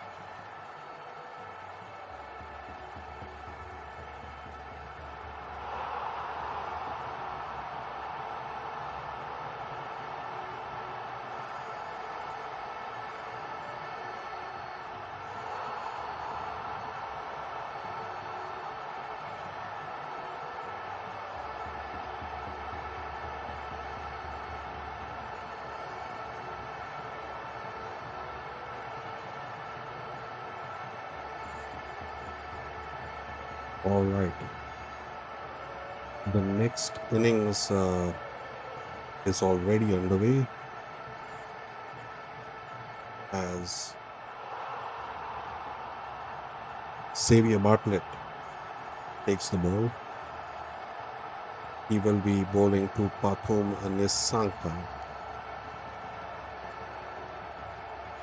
Oh, that is played watchfully by Pathum Nissanka, defended, and it will only be a dot ball.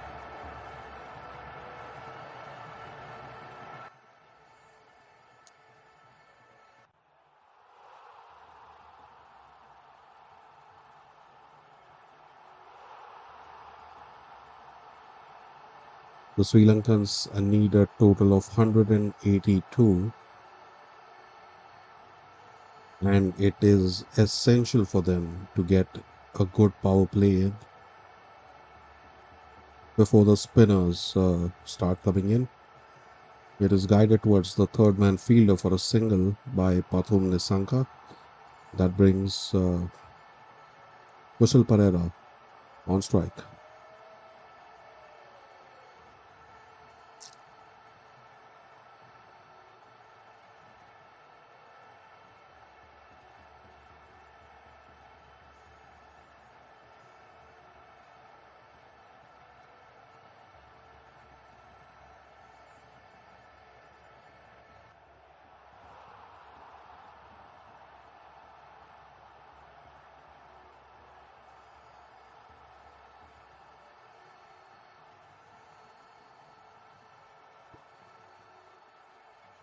Pereira plays a single as gives back the strike to Nissanka. It's 2 for 0 so far at the end of three deliveries.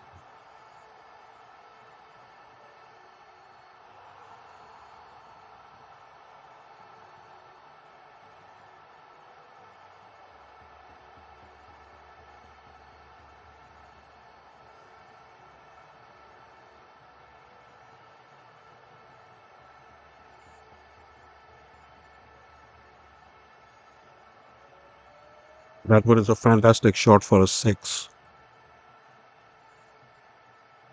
Atum Nissanka plays it beautifully over the leg side. That was a flick almost, but played with a plenty of power. That fetches 6 runs for Pathum Nissanka.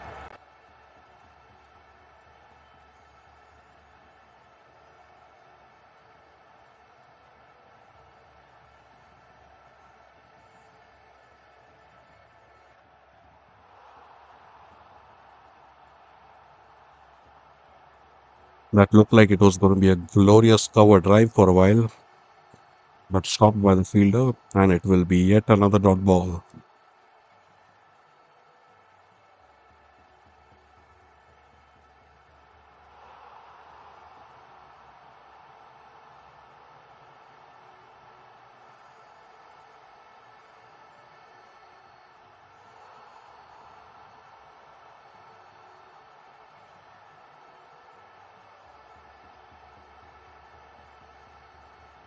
The last ball goes without hitting the bat straight into the gloves of the wicketkeeper. It will be 8 runs of the first over. Sri Lanka 8 for no loss.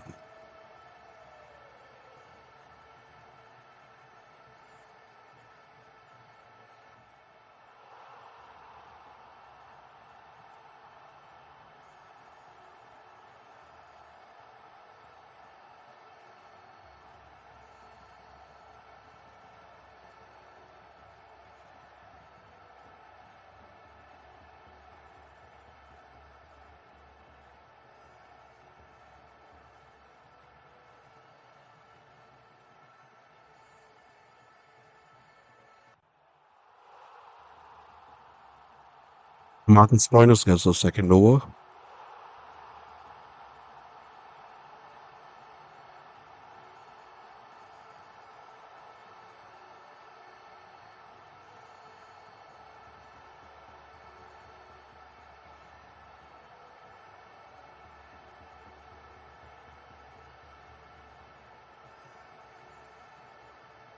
Coin is coming into ball his first ball, and that is an inside edge which almost crashed into the stumps, but it was not to be, as luck is on the side of the Lankans and Kushal Pereira, as it will only be a dot ball.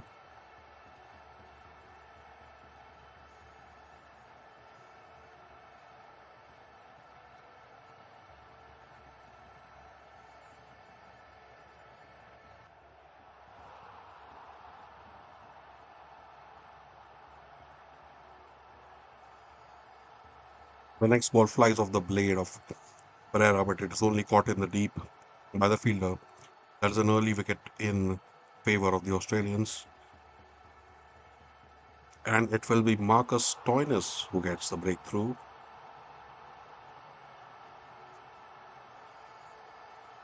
Will this change the approach of the Sri Lankans, this early wicket? It shouldn't ideally, because they're chasing 180. They will have to continue at 9 and over, regardless of what happens.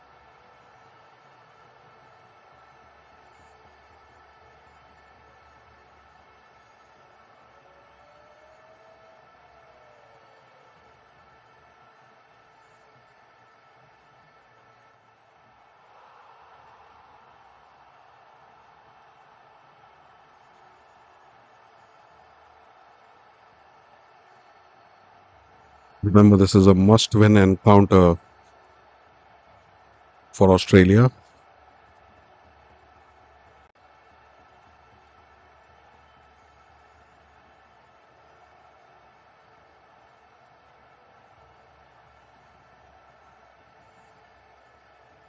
They'll need to play out of their skins,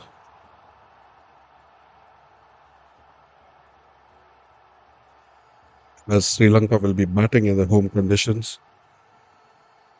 Many of these batsmen have played a lot at this venue.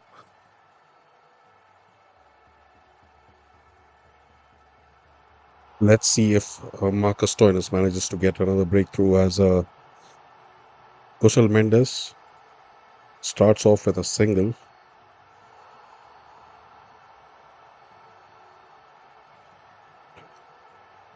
Pereira looked to slash very hard at that ball, but there was simply not enough pace in the bowling of Marcus Stoinis to allow it to travel beyond the boundary. Very muted celebration, that one, by the Aussies. They know how important this match is.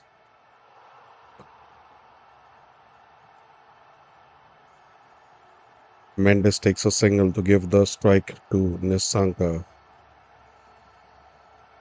Patum Nisanka has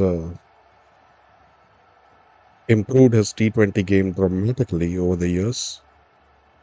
He has been an outstanding top order batsman for Sri Lanka over the last 3 years. Earlier, he was known as a Test and ODI specialist. Oh, that's played fine by Kushal Mendes as it glances off his bat towards the leg side. That was almost set to be a boundary, but in the end, it only turned out to be 2 runs.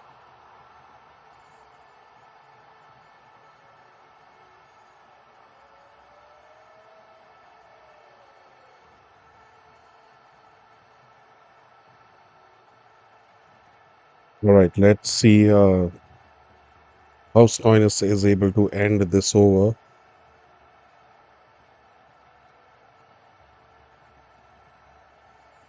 Whistle Mendes on strike, as he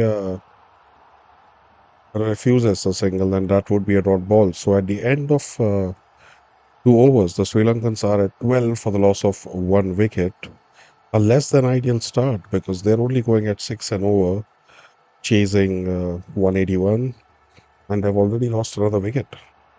So I would say right now it is the Australians who are on top. They would need a couple of big overs, the Sri Lankans, to be able to put the Australians under pressure again. They will have to target the pace bowlers because it is not very easy to put the spinners away, as we have seen in the Australian innings.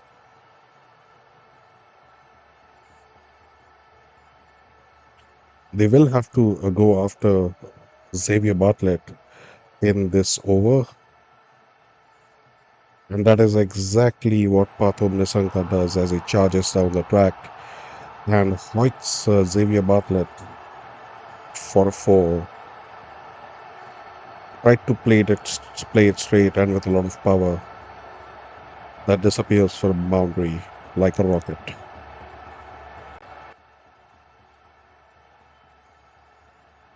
That takes the score to 16 for 1 for Sri Lanka, and they will need many of these boundaries from the blade of Pathum Nissanka. Will he be able to deliver?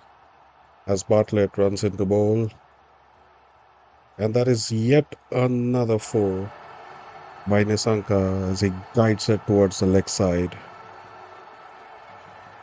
What a shot that was. Two back-to-back boundaries for Pathum Nissanka.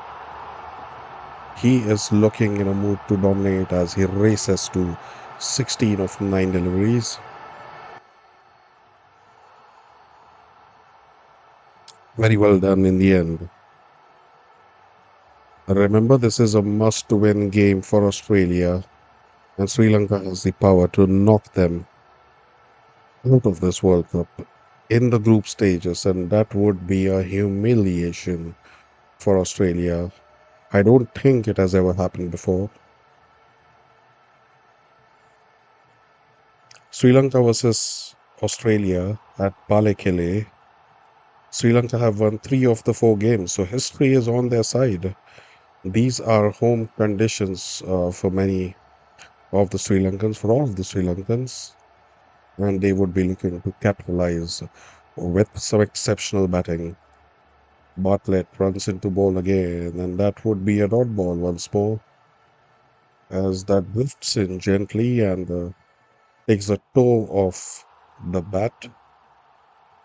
The score remains at 20 for the loss of 1 wicket. 2 balls to go in the third over. Sri Lanka and Zimbabwe are at the top of the table, and if Australia win this one, they will be at 4 points. But remember, they will then have to compete on net run rate, so it is not a guarantee for Australia, even if they win this game, that they would make it to the next round. That loss to Zimbabwe cost them dear. The first proper upset of the World Cup. Oh, the next ball is a wide, and Nissanka would feel that he kind of missed out as that was a wide full toss. Travis Head played a swashbuckling innings at the start of Australia's innings to help them reach 100 in almost no time. They were at one point touching 100 in just 9 overs. But then came the time of consolidation, and Sri Lanka pulled back admirably when their spinners brought them back into the game. That is a pull shot by Nissanka, but that goes to the fielder. 10 of this over so far, 22 for 1, Sri Lanka. Will they be able to topple Australia?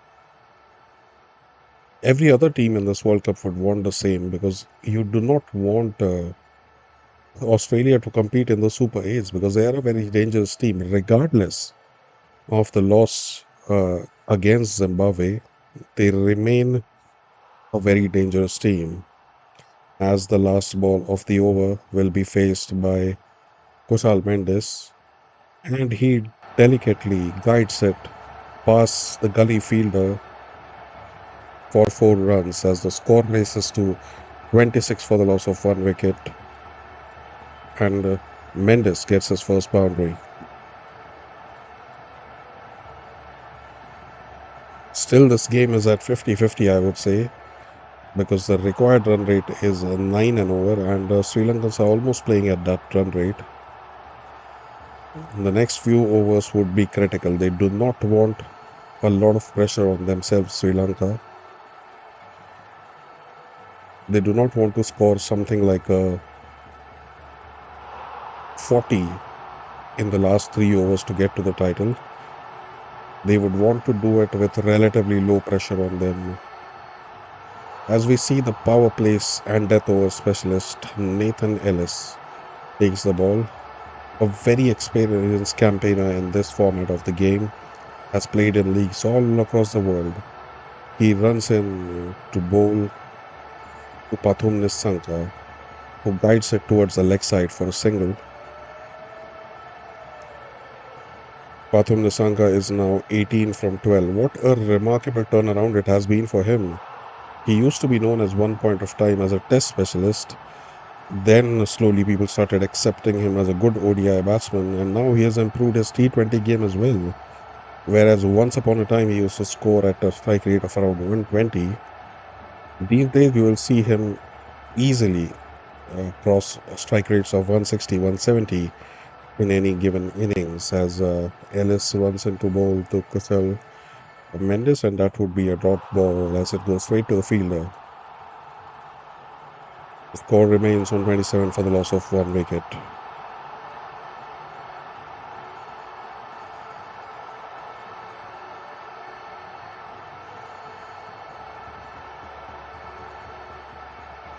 There is quite a bit of batting left. Ratnaike, there is Kamindu Mendes, Shanaka, plenty of power hitters still left. But I think Nisanka and Mendes will have to play a huge role over here. Oh, that is a dot ball as it takes the bat, then crashes onto the pads, and Nathan Ellis picks it up easily. Only one of this over so far. They would want to get at least a boundary because they simply cannot allow Australia to keep piling on the dot balls in this manner. They will have to keep attempting the big shots every now and then to keep the required run rate under control. Nathan Ellis. He flicks it into the air on the leg side, and that looks like an effortless six from the bat of Kushal Mendes. That was a pickup shot and needed a lot of wrist strength. Kushal Mendes was not found lacking as that travels for six. What a shot that was.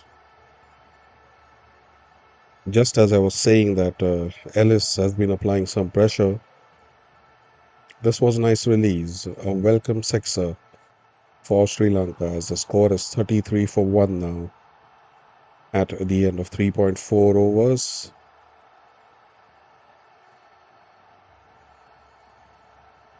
The current run rate and required run rate are almost at par. Oh, that is a wide by Nathan Ellis. Tried to bowl a wide Yorker, but that fell away from the wide line. And you know how umpires are really strict these days. 1 centimeter away from the guidelines, and that would be a wide. There is some amount of Australian support in the stands, but not much. It is crowded by Sri Lankans as expected in their home game. A dot ball again as a very confident shout by Nathan Ellis. He looks like he was absolutely convinced as we wait to see if that will be an LBW check through DRS. Mitchell Marsh takes the review. So now that will be referred to the third umpire. Well, if you ask me, that looked to be going down the leg side, but we never know until we see a replay, do we?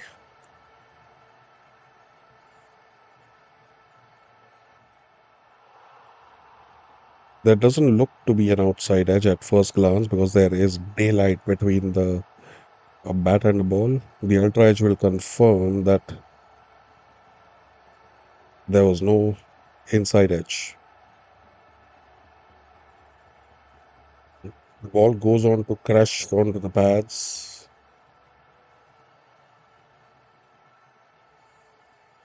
as the ball tracker will show that it will miss the stumps, and so that will be just a dot ball and not an LBW.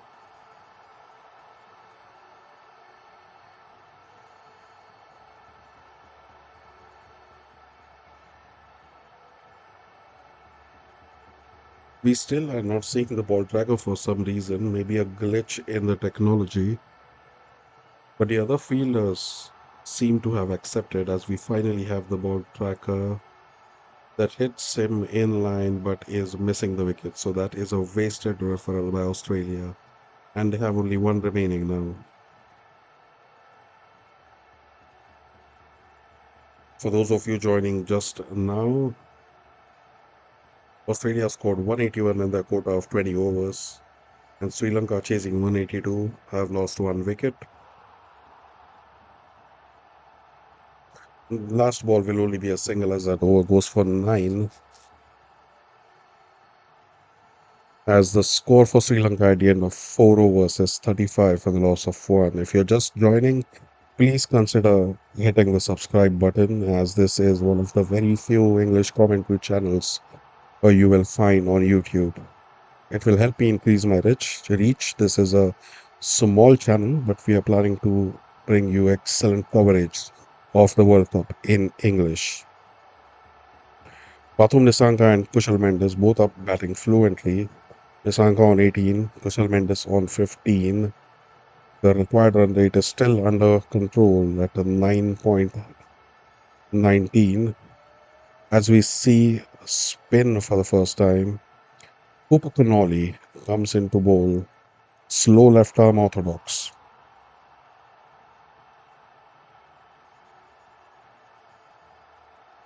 Oh, that was almost a wide full toss, but is played by Nissanka for a single. That was a missed opportunity for sure, as he could have potentially tried to hit that one for a big shot. Looked like it slipped out of the hands of Cooper Connolly, who comes into bowl the second ball. That is fielded straight back for a dot ball. It looks to be a watchful start against spin by Sri Lanka.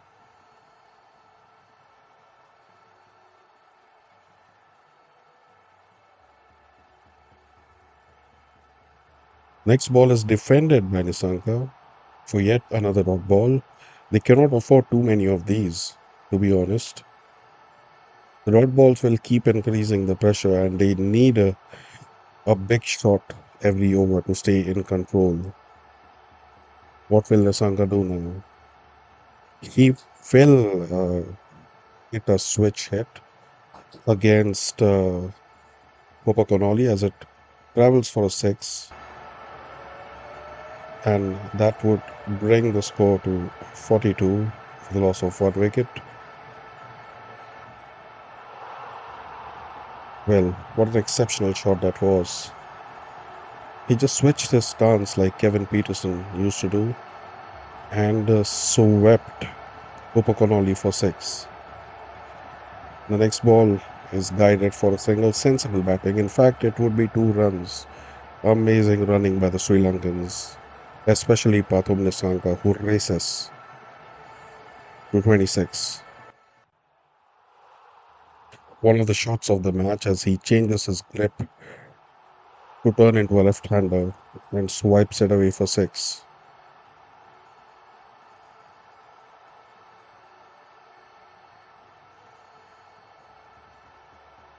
Oh, that one would be a boundary, as Nissanka guides it through the 2 fielders with the precision of a surgeon. And this will be a productive over for Sri Lanka as it goes for 13 runs. At the end of 5 overs, Sri Lanka is 48 for 1.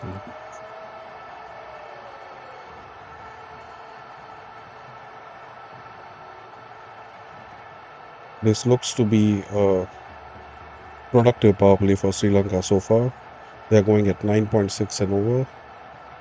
Ticking along nicely, I must say.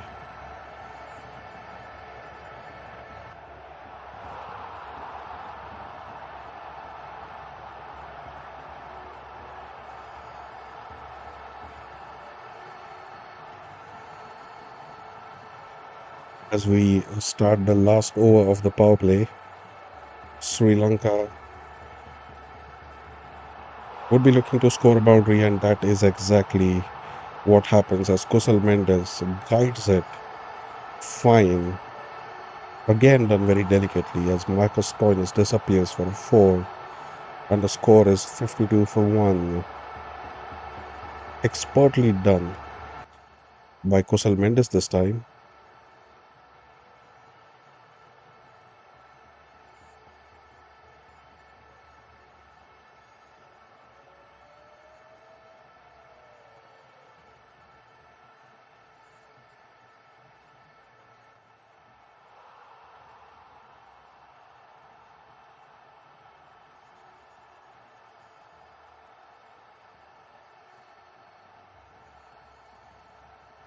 The next ball is a dot ball as Sri Lanka look well set.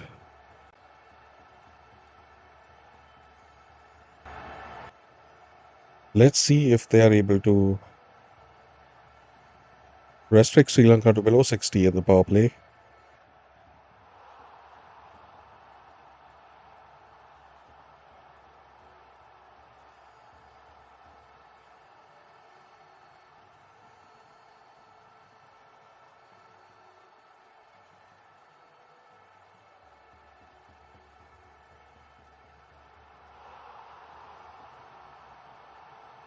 Stoinis runs into ball again, and that would be a single guided towards the leg side. Very well fielded in the end by Maxwell as Nisanka gets a single.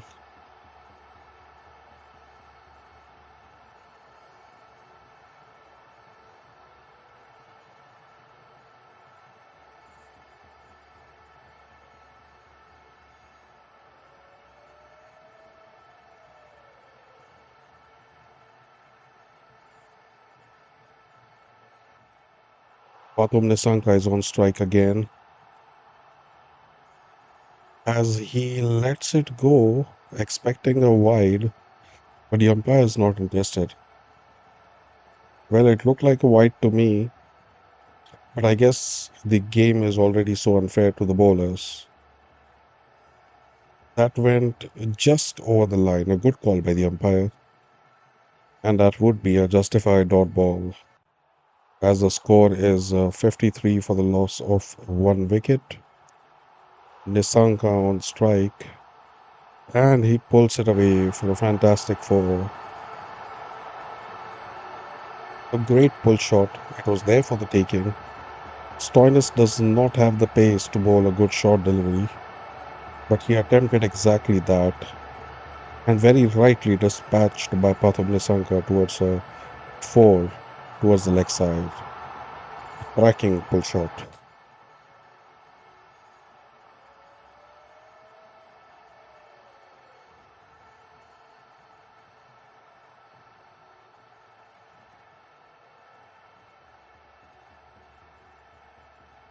One again flies off the edge, and that would be yet another boundary.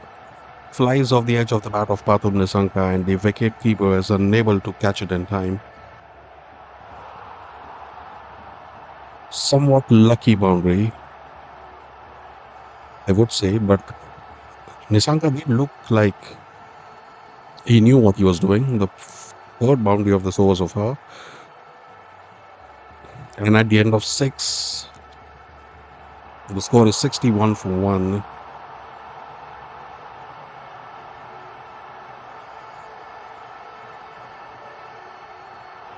And we will now have the drinks break.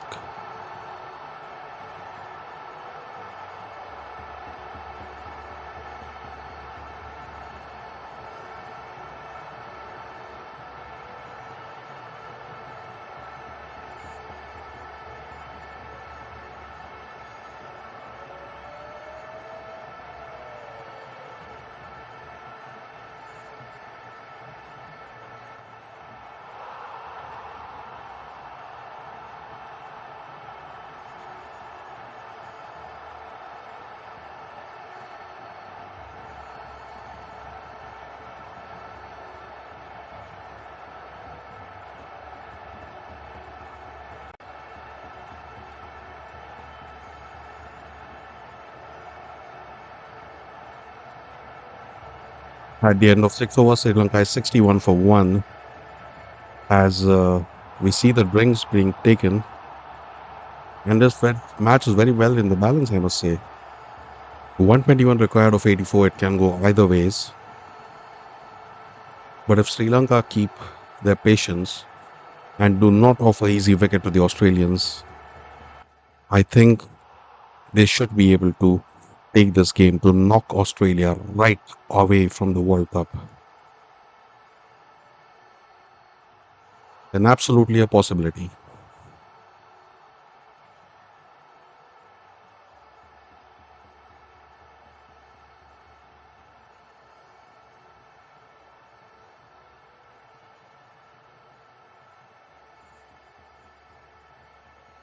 As we resume after the drinks break, Cooper Connolly will take the ball.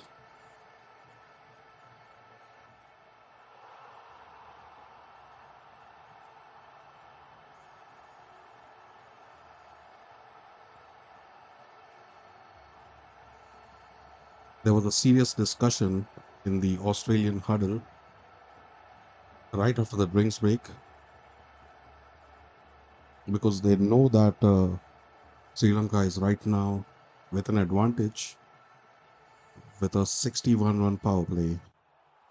Now they'll look to consolidate between overs 7 to 14. Scoop Connolly has the ball again, and we will see a lot of spin in the next few overs. So far, it's only been Cooper Connolly, but they also have Adam Zampa and Glenn Maxwell. The next ball is played for a single.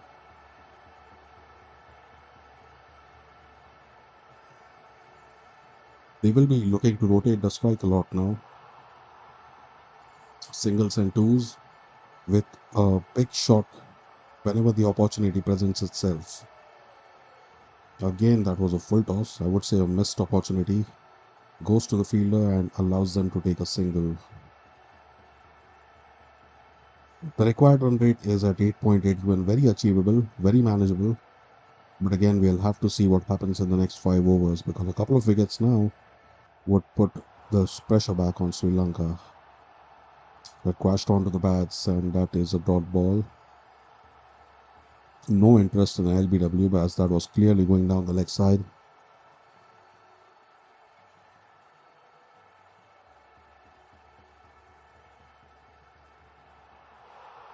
Kusal Pereira plays it to the covers, and that was extremely well fielded.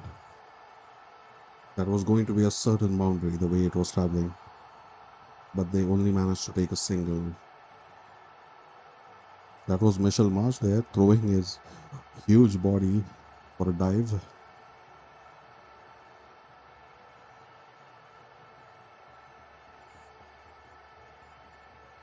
Again, a single for Tatum Nisanka, who moves to 40 of just 22. He has been the main engine of this innings. But again, a useful knock by Kusal Mendes as well. He is 23 of 17 as we approach the last ball of this over. Been economical so far, only 4 runs. Spin has not been easy to put away this game. A must-win game for Australia, and they are looking serious as they should be. Again, played for a single by Kusal, and the score is 66 for 1 at the end of 7 overs.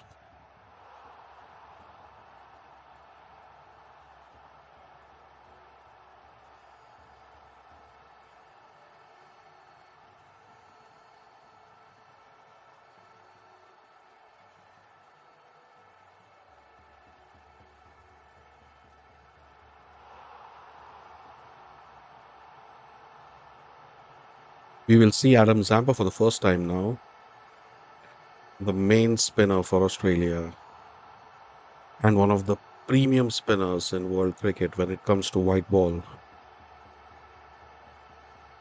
Has immense experience playing in various leagues around the world. Will he be able to get a breakthrough for the Australians? We'll have to wait and watch as he bowls the first delivery to Kusal Mendes, who simply pulls him for a boundary. Very well done there by Kusal Mendes, as he started off with a loosener, a straight ball, a nothing delivery, and he gave it the proper treatment. Kusal Mendes as a score races to 71 for the loss of one wicket. The chase is well and truly on, ladies and gentlemen. If you're here for the first time, please take out a second and hit subscribe, as that would help me a lot. Next ball, Mendes decides to take a single, sensible approach. They have already got the boundary for this over, and they do not need to take any unnecessary risks in these phases when the required run rate is well below 9. It's 8.8. Kusal Mendes is in the race for the most runs this World Cup at 145 runs. Nisanka takes a single, as it is 6 of the over so far in 3 deliveries. Score is 72 for 1. The game very much in the balance, as Sri Lanka need 110 in 74 balls and a golden opportunity to knock Australia out of this World Cup. Who would have thought?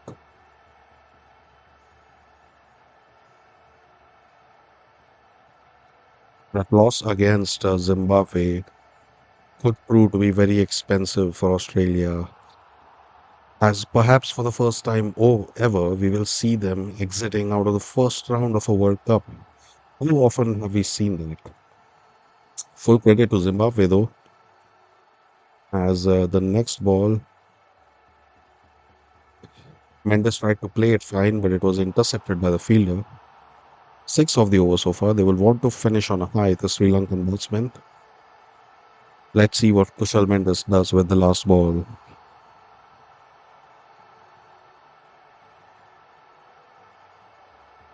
And he does exactly what is required, as he hikes it towards the leg side for a boundary.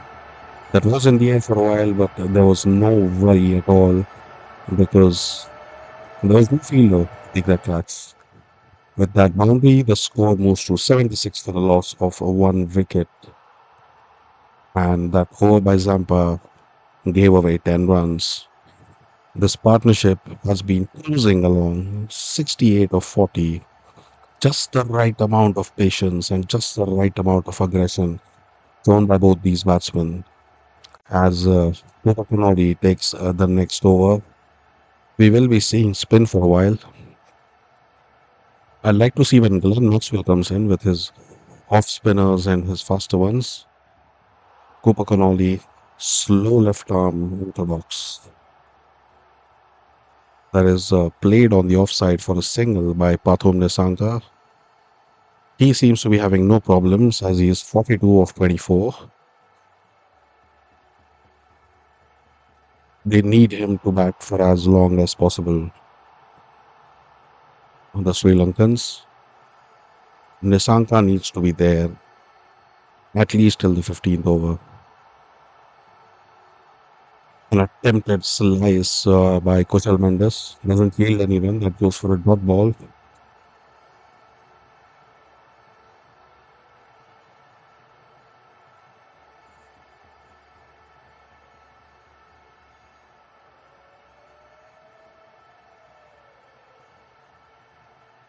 And that one is a boundary played through the covers by Kushal Mendes. And that would go for a 4. This brings the total tournament force to 800. And that was played over the covers inside out by Kushal Mendes expertly, as the score is now 81 for the loss of one wicket. They seem to be finding a way to get a boundary of each over, and that is what is keeping them in the game, and that is a very confident LBW shout by Cooper Connolly. Would they go for the referral? They have only one review remaining. The others don't seem to be as confident. They seem to think it was a appeal made more of a desperation, but in any case, the timer is saying that they have no more time.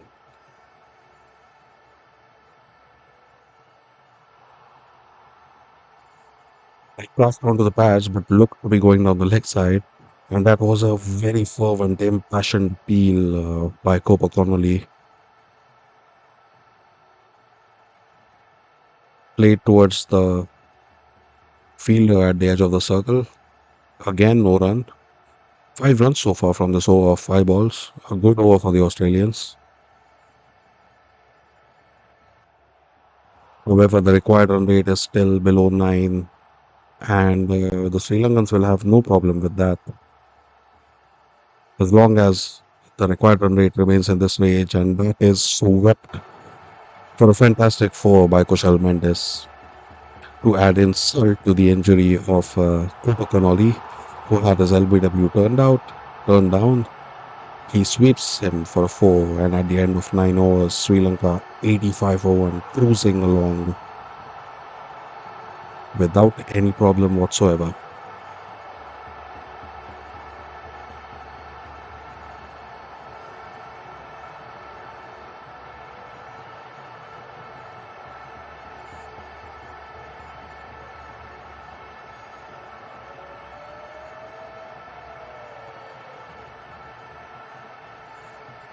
The next over will be taken by Adam Zampa. Nishanka charges him down, but that will only be a single as that ball didn't travel anywhere, to be honest.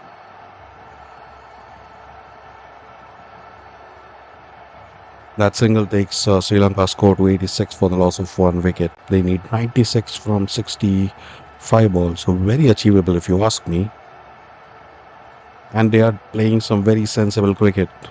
No unneeded aggression at all. As Kushal Mendel pulls that one towards the fielder, but they have more than enough time to get a double before the fielders cut them off.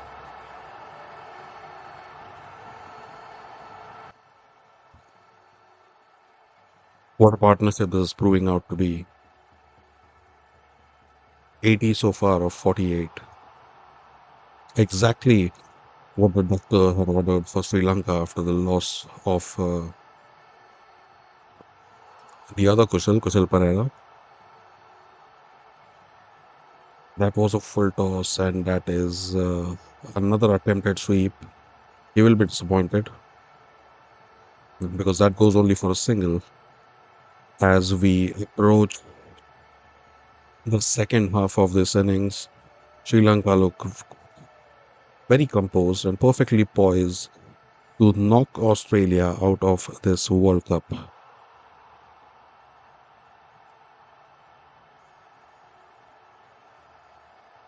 Well, they will still have some hope because there is a chance that Ireland might upset Zimbabwe, but I don't think they'll count on it. They have to win this match. This is a must win match for Australia. And I think all the other teams and all the other fans of the other teams would be supporting Sri Lanka right now, all around the world. Because you don't really want Australia in your Super 8 group or in the semis or in the finals. They have a deadly record against their opponents in all knockout games. And the sooner you see Australia out of the tournament, the better. Well, he plays it very delicately, beats the fielder, but it is intercepted at the boundary line. And they have enough time in the world to take 3 runs, as that over goes for 8 runs.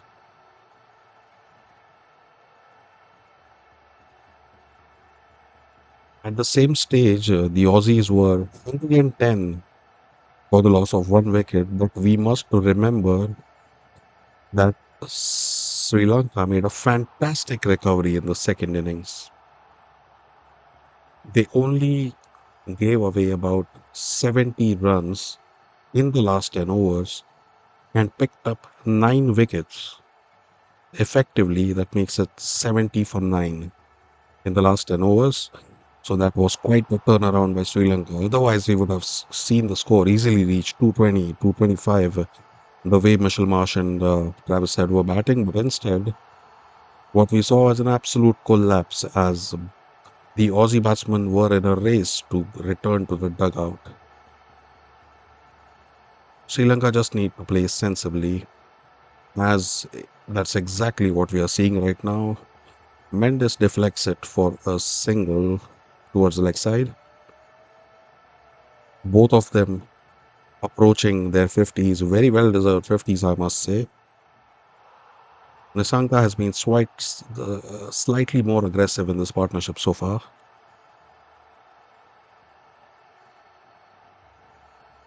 In partnership worth 86 of 55. Ellis runs into ball again.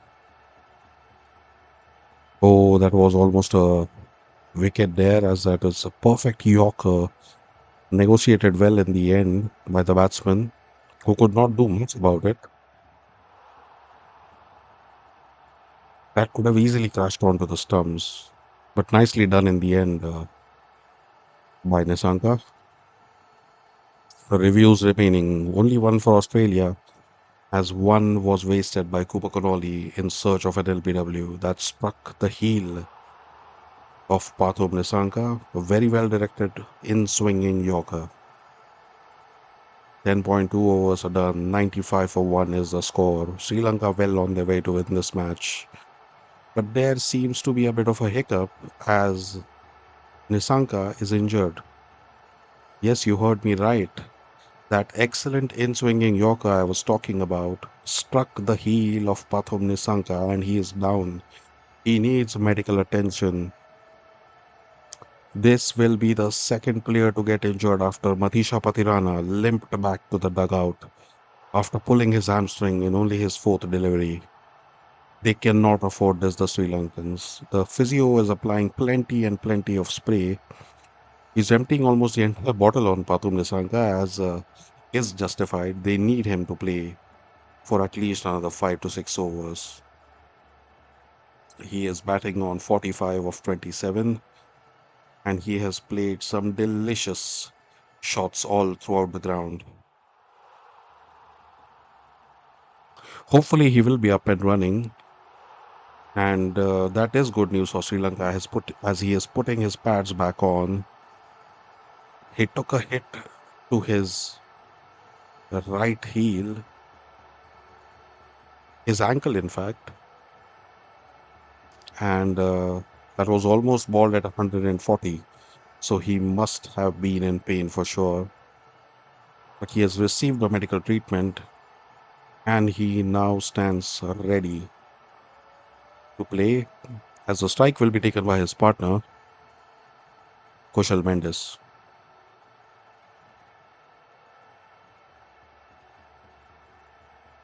What a fabulous partnership we are seeing so far, 87 of 56. Shots all over the ground, including fours and sixes. Some reverse switch hits in there as well as some excellently timed delicate shots, some power hitting, all of it in there. Sri Lanka have always been a very difficult team to beat in home conditions, and they have proved it again. The Australians have 10 overs to pull back and stay in this World Cup. Otherwise, it will be a one-way ticket back to Sydney.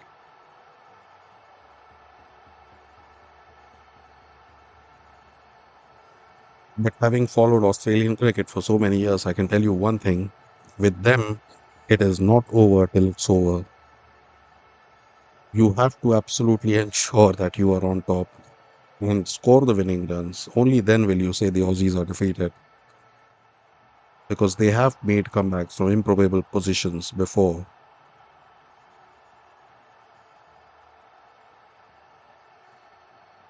Nathan Ellis takes pace off the ball as Kusal Mendix takes another single.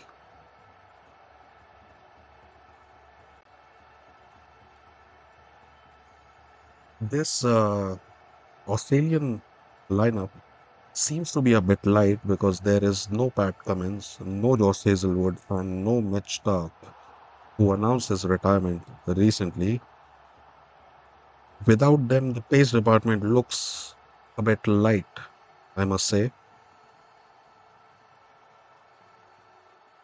Ellis runs in for his fourth delivery. Nisanka pulls him. and it won't travel to the boundary as it will be cut off by the fielder for only a single. Thankfully, Nisanka doesn't show any signs of injury as he ran the single. Good news for Sri Lanka. At this exact position, Australians were 116 for 3, still ahead, but don't forget that they kept losing wickets at a very regular interval. There was a wicket almost every over, and that never really allowed the Aussies to take off in the second half of the first innings. Rafael Mendes drills it down the cover, but only for a single. 5 of 5 so far in this over. Nathan Ellis, known for his variation, mixes and matches it as he looked to try some funny. I didn't know what it was. He tried to do a kind of a gesture in his run up that reminded me of Shoaib Akhtar doing the same against Justin Langer in a test in Australia played about 20-25 years ago. Ellis, in his last delivery, manages a dot ball as the over goes for only 5. At the end of 11, Sri Lankans are 98 for 1 with the required run rate of 9.33.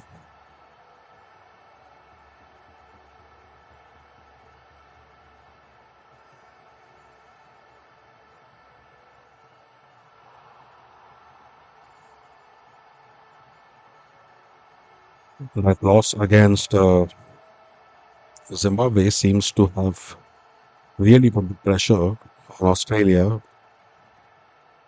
as it effectively turns this match into a must win for them. And I must say, right now, they are not in a position where they can win, as the dominant team is Sri Lanka, cruising along easily with a partnership of 90 from 58. These two are playing amazingly well as they look to approach their 50. Maxwell has the ball for the first time. Guided to the leg side for a single by Kushal Mendes, Nisanka will face the next delivery.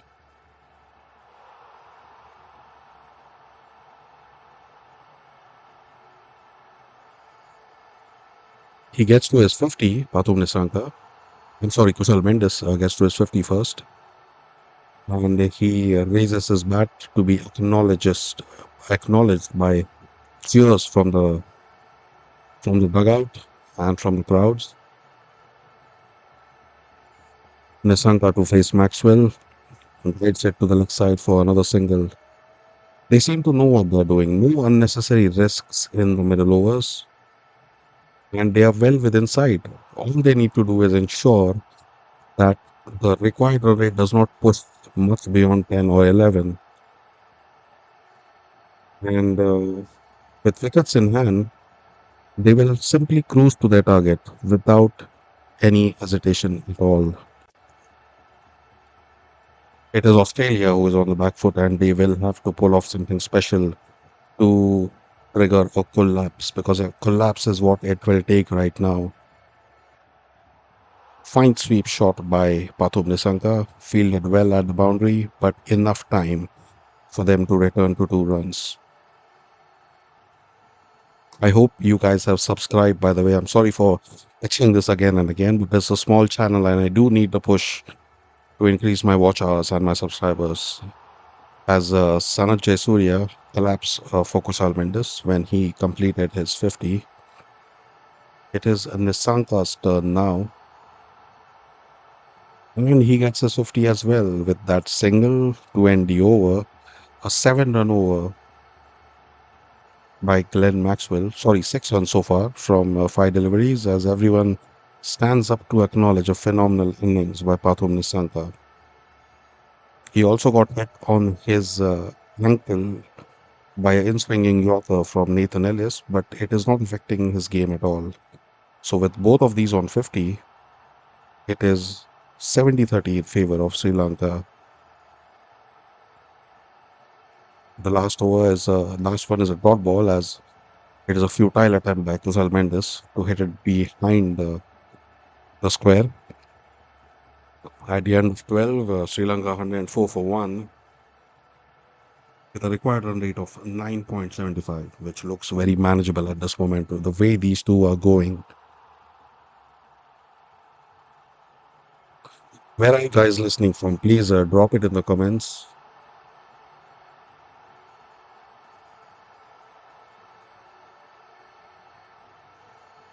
Australians are right now at number three on the points table, and that is where they will remain if they fail to win this one, which is looking increasingly like a possibility the way the Sri Lankans are handling this innings. Marcus Stoinis comes into bowl. Will he change the fortunes of the Australians? Pathum Nissanka on strike. A quick single. Stoinis will have a huge role to play with his cutters and his pace of bowling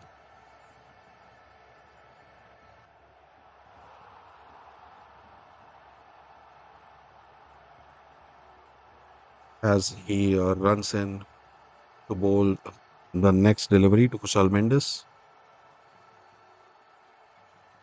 Desperately need a breakthrough Australia.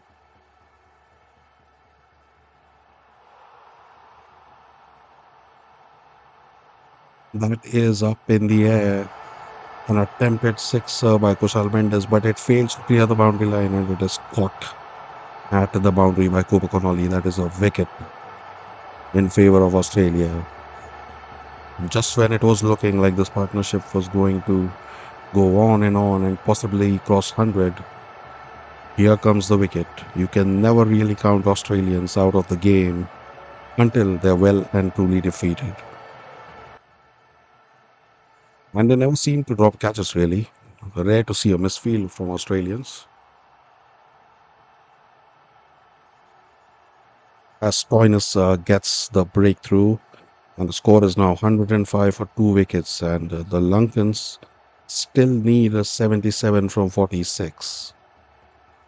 Will they or won't they? As the next batsman is Ratnayake, who will join Pathum Nissanka at the crease.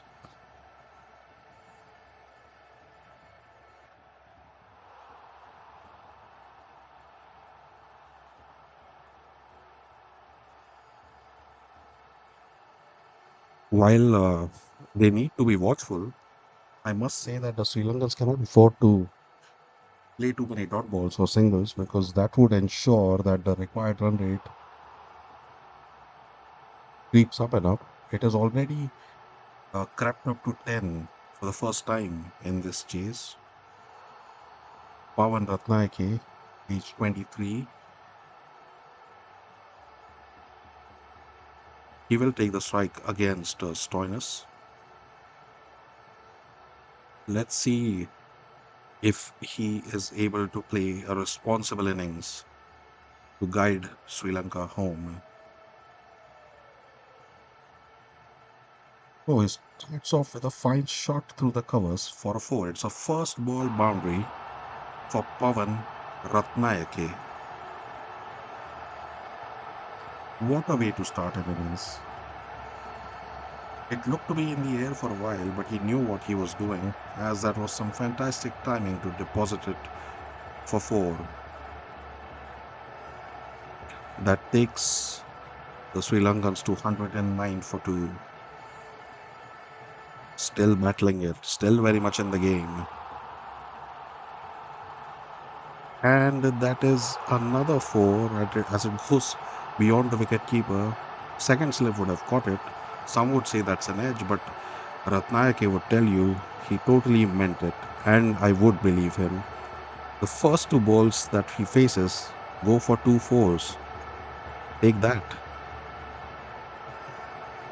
The so far has gone for 9 of 4 deliveries. What a what a fine shot by Ratnayake. He is the future of Sri Lankan cricket. And so far, what little we have seen of him has been promising. It's a dot ball as it goes straight to Maxwell in the cover.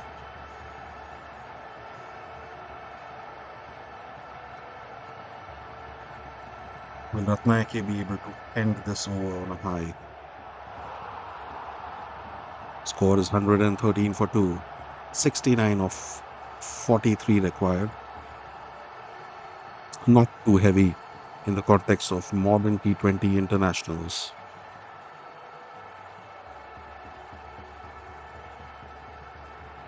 Stoinis arranging the field as he runs in to bowl the last delivery, and that misses the bat of Ratnayake as we see some sledging from Stoinis. He gives a few choices to words to the new batsman as the over is taken for 9 and the Sri Lankans are 113 for 2 at the end of 13.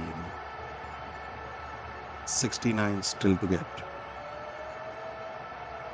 Remember, this is a must-win game for Australia. They have to win it to advance to the next round, and it is increasingly looking like they might not be able to manage it.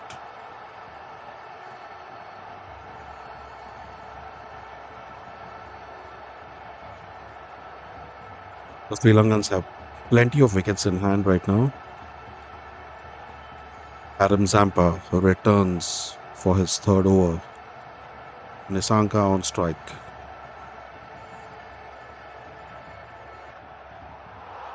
It's taken for a single. Brings Ratnayake back on strike again. That was a wild slog by the batsman, Kushal Mendes, as that took the edge, but it still went very deep. A few more inches and it would have been a 6. Such is life.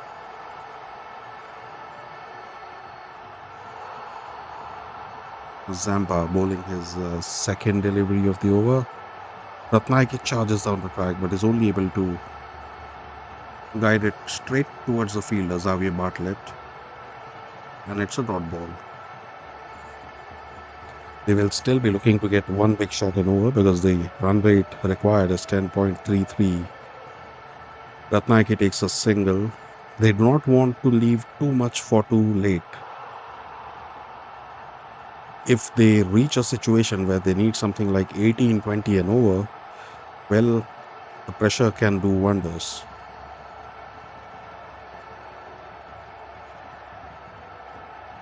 And the Australians, they're not a team who will let it go that easily. They will make the Sri Lankans fight for every run as they get 2 of them, courtesy Pathum Nissanka.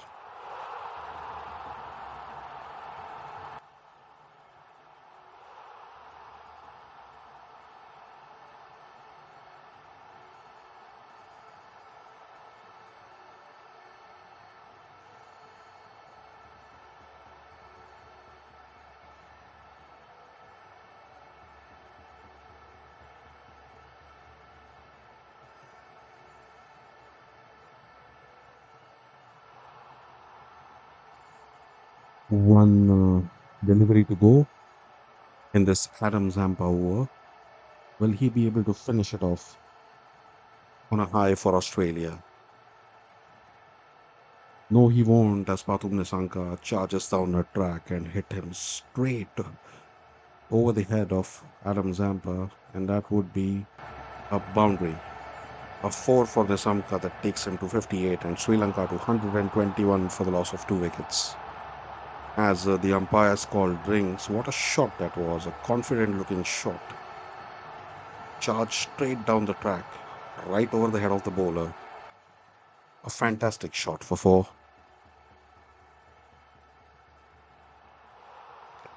As we head towards the drinks break, the Australians would be in very deep discussion because they have 6 more overs left to try and find a way back into this World Cup, because if they lose today, they will be knocked out.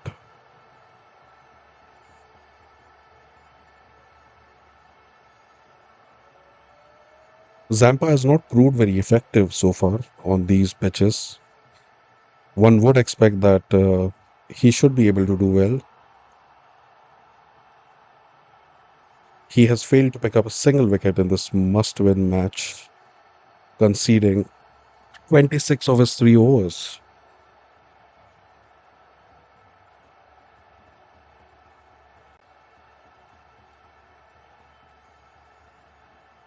The crowd is being absolutely electrifying so far. They have come out in full support for their team, which looks well placed to dominate the table at number one. Whereas Australians on number three will still remain at number three and they will be knocked out of the World Cup.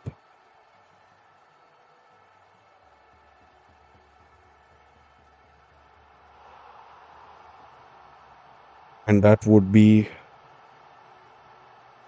the first time that Australians will be knocked out of a World Cup in the very first round. Have you ever heard of such a thing? I have never. You have to admit that Sri Lanka are a different beast at home. It is very difficult to beat them at home. I remember just about a year or two ago when a very strong Indian side toured Sri Lanka, but they've still lost the T20 series 2-1. A couple of very close finishes, and that showed just how deadly Sri Lanka are in their home conditions. Well, as things stand, Sri Lankans need 10 and over to reach their target. But I'll tell you one thing, never ever write the Aussies off. They are like the Manchester United of cricket. You never write them off till you have scored the final run and you have lifted the stumps from the ground and the umpire declares that is the match. Till that time, you'll see the Aussies fighting. Marcus Stoinis continues as the next ball is whacked by Ratnaike for a boundary. He is playing some fine shots, this young man, as he races to 13 of 7 deliveries. The Lankan dugout looks happy with him, as the score is now 125 for the loss of 2 wickets, and they need 57 in 35. Very manageable, very achievable if they play sensibly from here on. They already have this boundary from this over, so now they'll be content to take singles.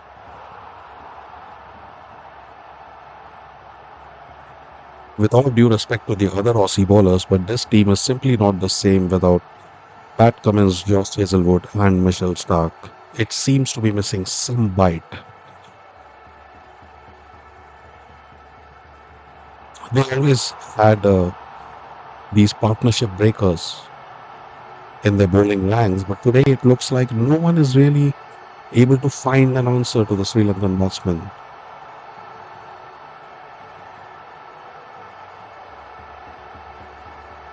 The next ball is again guided for a fine boundary by Pathum Nissanka. Very delicately timed with the precision of a surgeon. And Marcus Stoinis is very angry. He is an angry man. Angry at the fielder, for some reason, angry at the batsman as well. I don't see why, because that was a fine, fine shot. Well, I can see why he was angry at the fielder who refused to dive. That would have been struck with a dive, and the Australians are known to do exactly that, but not in this instance. Oh, the fourth ball is not called a wide. It is a slow bouncer that goes over the head of Pathum Nissanka, but the umpire reckons it's not high enough to give wide.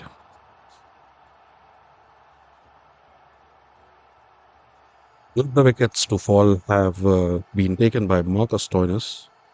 He has been the standout bowlers for the Aussies so far.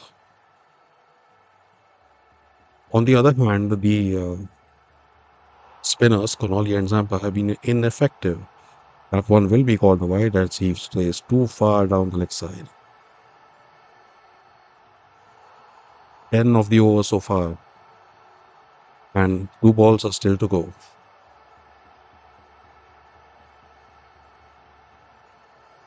Nissanka would look to capitalize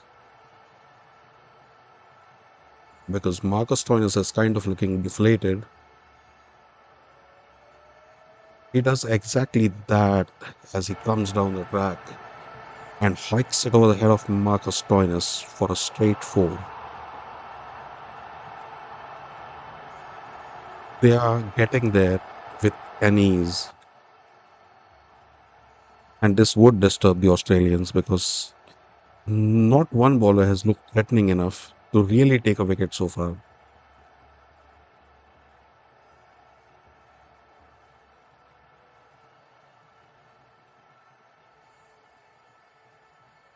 That is pulled for a fantastic six by Pathum Nissanka.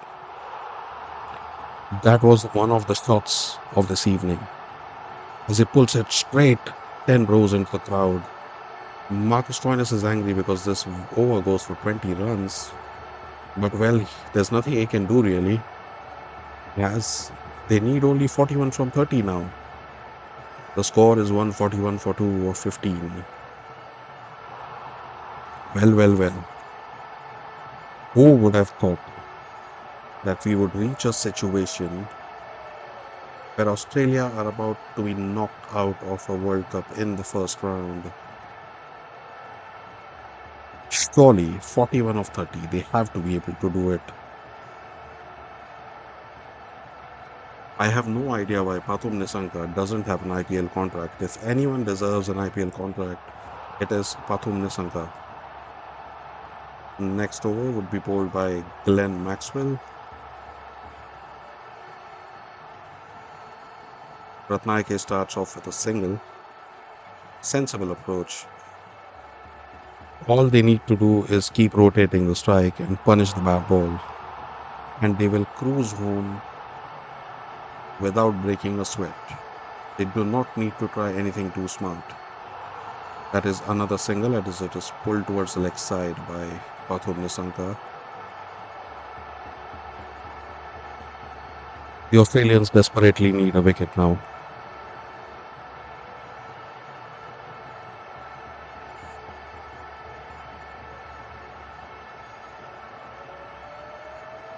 It is a dot ball as it is defended by Glenn Maxwell of his own bowling.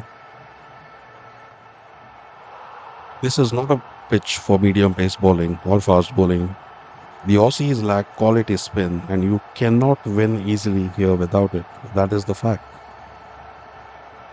That one is swept for a amazing boundary by Ratnayake. What a shot. He swept it with a lot of power, and the timing was impeccable, and that went to the boundary like a racer bullet.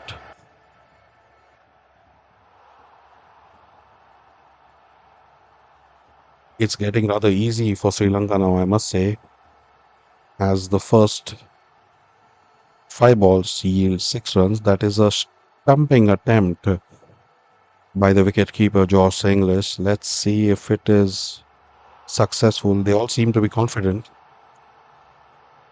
the Aussies, but we'll have to wait and see for the third umpire. Will that be a stumping? Will that turn the tide in favor of the Aussies?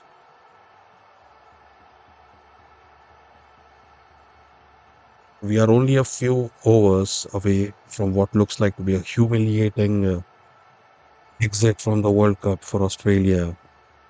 Well, the umpire zooms in. This is touch and go. Does he have a centimeter behind the crease or does he not? This is entirely subjective. This is open to the interpretation of the third umpire. I would give the benefit of the doubt to the batsman because there looks just like a millimeter of shoe behind the crease. That is given not out. That is given not out by the umpire, and the Australians do not look happy about it. They do not look happy about the fact that it was not a stumping, and they do not look happy about the fact that they are about to lose and get a knock out of a World Cup in the first round.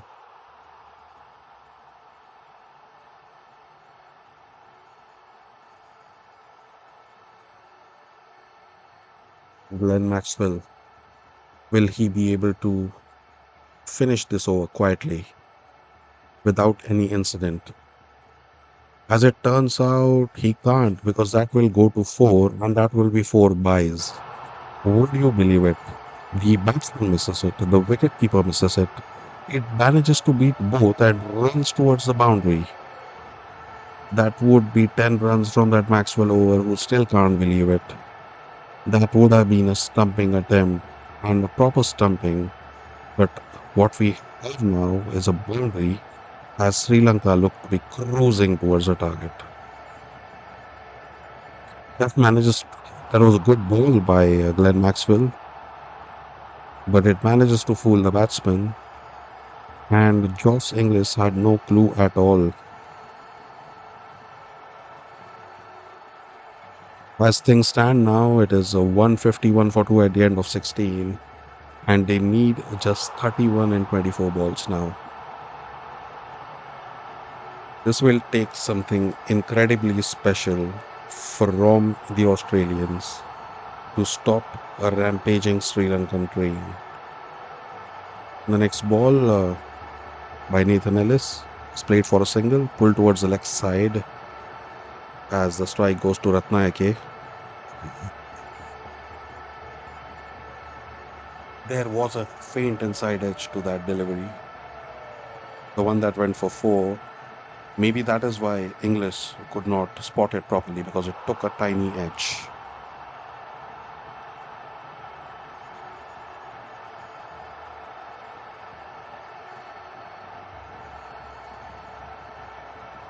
It is surprising to see that Cameron Green has not bowled at all, as the next one is taken for a single as well. They can do it comfortably from here on. Only maybe two or three boundaries needed to bring the scores to level. They do not need to risk anything at all.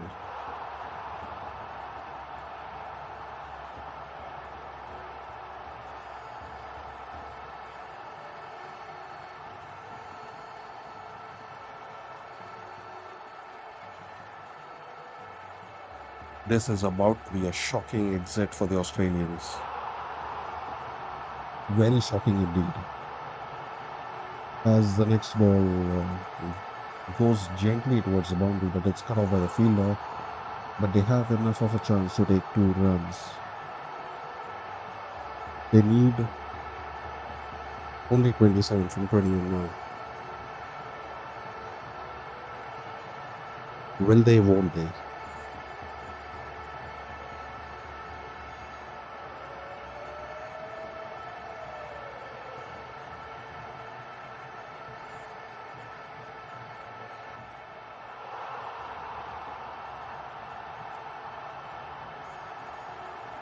The last 21 deliveries are remaining.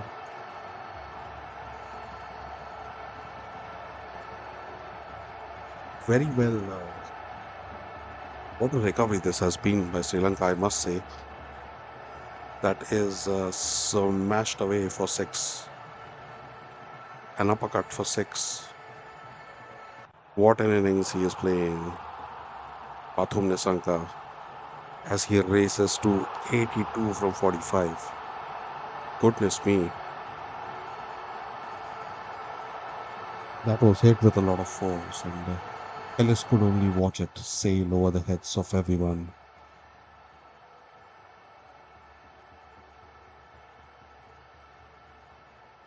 Ellis feels the pressure as he delivers a wide the next ball. They have lost their grip on this match, the Australians. The exit door is right in front of them. Will it be a one-way ticket to Melbourne? That's what I would put my money on. They will have to pull something extraordinary to save this game now. As the next ball to Nisanka is a four. Would you believe it? That was a lap shot for a four. And Nisanka has in fact hit a six. That is not a four, that's a six. This game is out of the grasp of Australia now. It is now Sri Lanka's. as we see the first dramatic exit of this World Cup, unless they pull the mother of all comebacks. I'm talking about the Australians. Do they have it in them? I don't think so.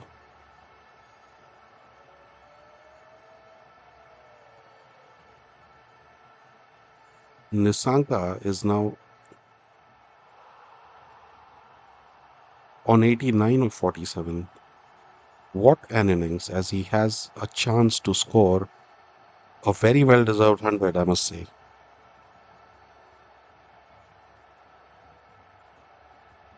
Will he get to do it? Will he be able to score 100? Remains to be seen as we approach the last 3 overs of these innings.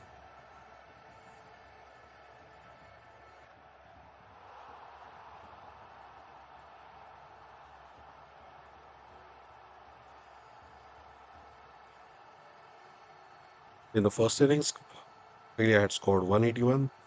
It looked they would score 225 for a while, but Sri Lanka pulled things back amazingly. And it looks like they're going to chase it down without really breaking a sweat, with an opportunity for Pathum Nisanka to score 100. Adam Zampa is hoiked over the leg side for a six. No, that is a four. Apologies. But he races to 93 of 49 as Sri Lanka now only need 9 runs to seal this game. 9 runs only.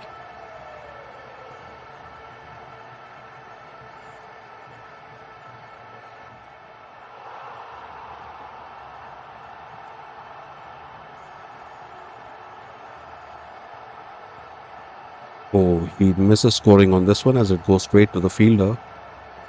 That would be a dot ball as they need 9 of 16. Nisanka still on strike, beating on a 93. A perfect opportunity to get 100 and to take his team home. And the boundary is exactly what he scores, as that is flicked to the leg side for 4 runs. He reaches 97 of 50. He can now get 100 and hit the winning runs. This is what players dream of growing up, and that is what he is set to achieve. 3 of 14. The outcome of this game is not in question. The only question is, when will Nisanka get his 100?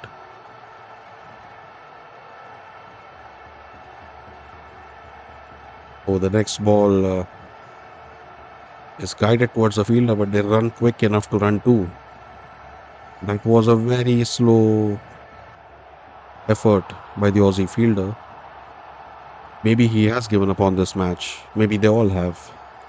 Highest scores in this World Cup so far is 99 from Nisanka. Would be the first 100 of this T20 World Cup 2026.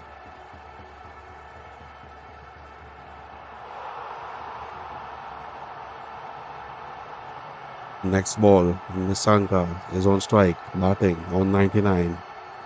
Zampa, he pulls it for a single, and that would be good enough for Pathum Nisanka, who scores 100 at home while chasing. He has his arms spread in front of the crowd, and he has the silencer on as well. He can do anything he wants today, as he has won this match for Sri Lanka almost single handedly. What a beast of an innings. What a beast of a player. If he does not play the next IPL, well, I think it's the IPL's loss.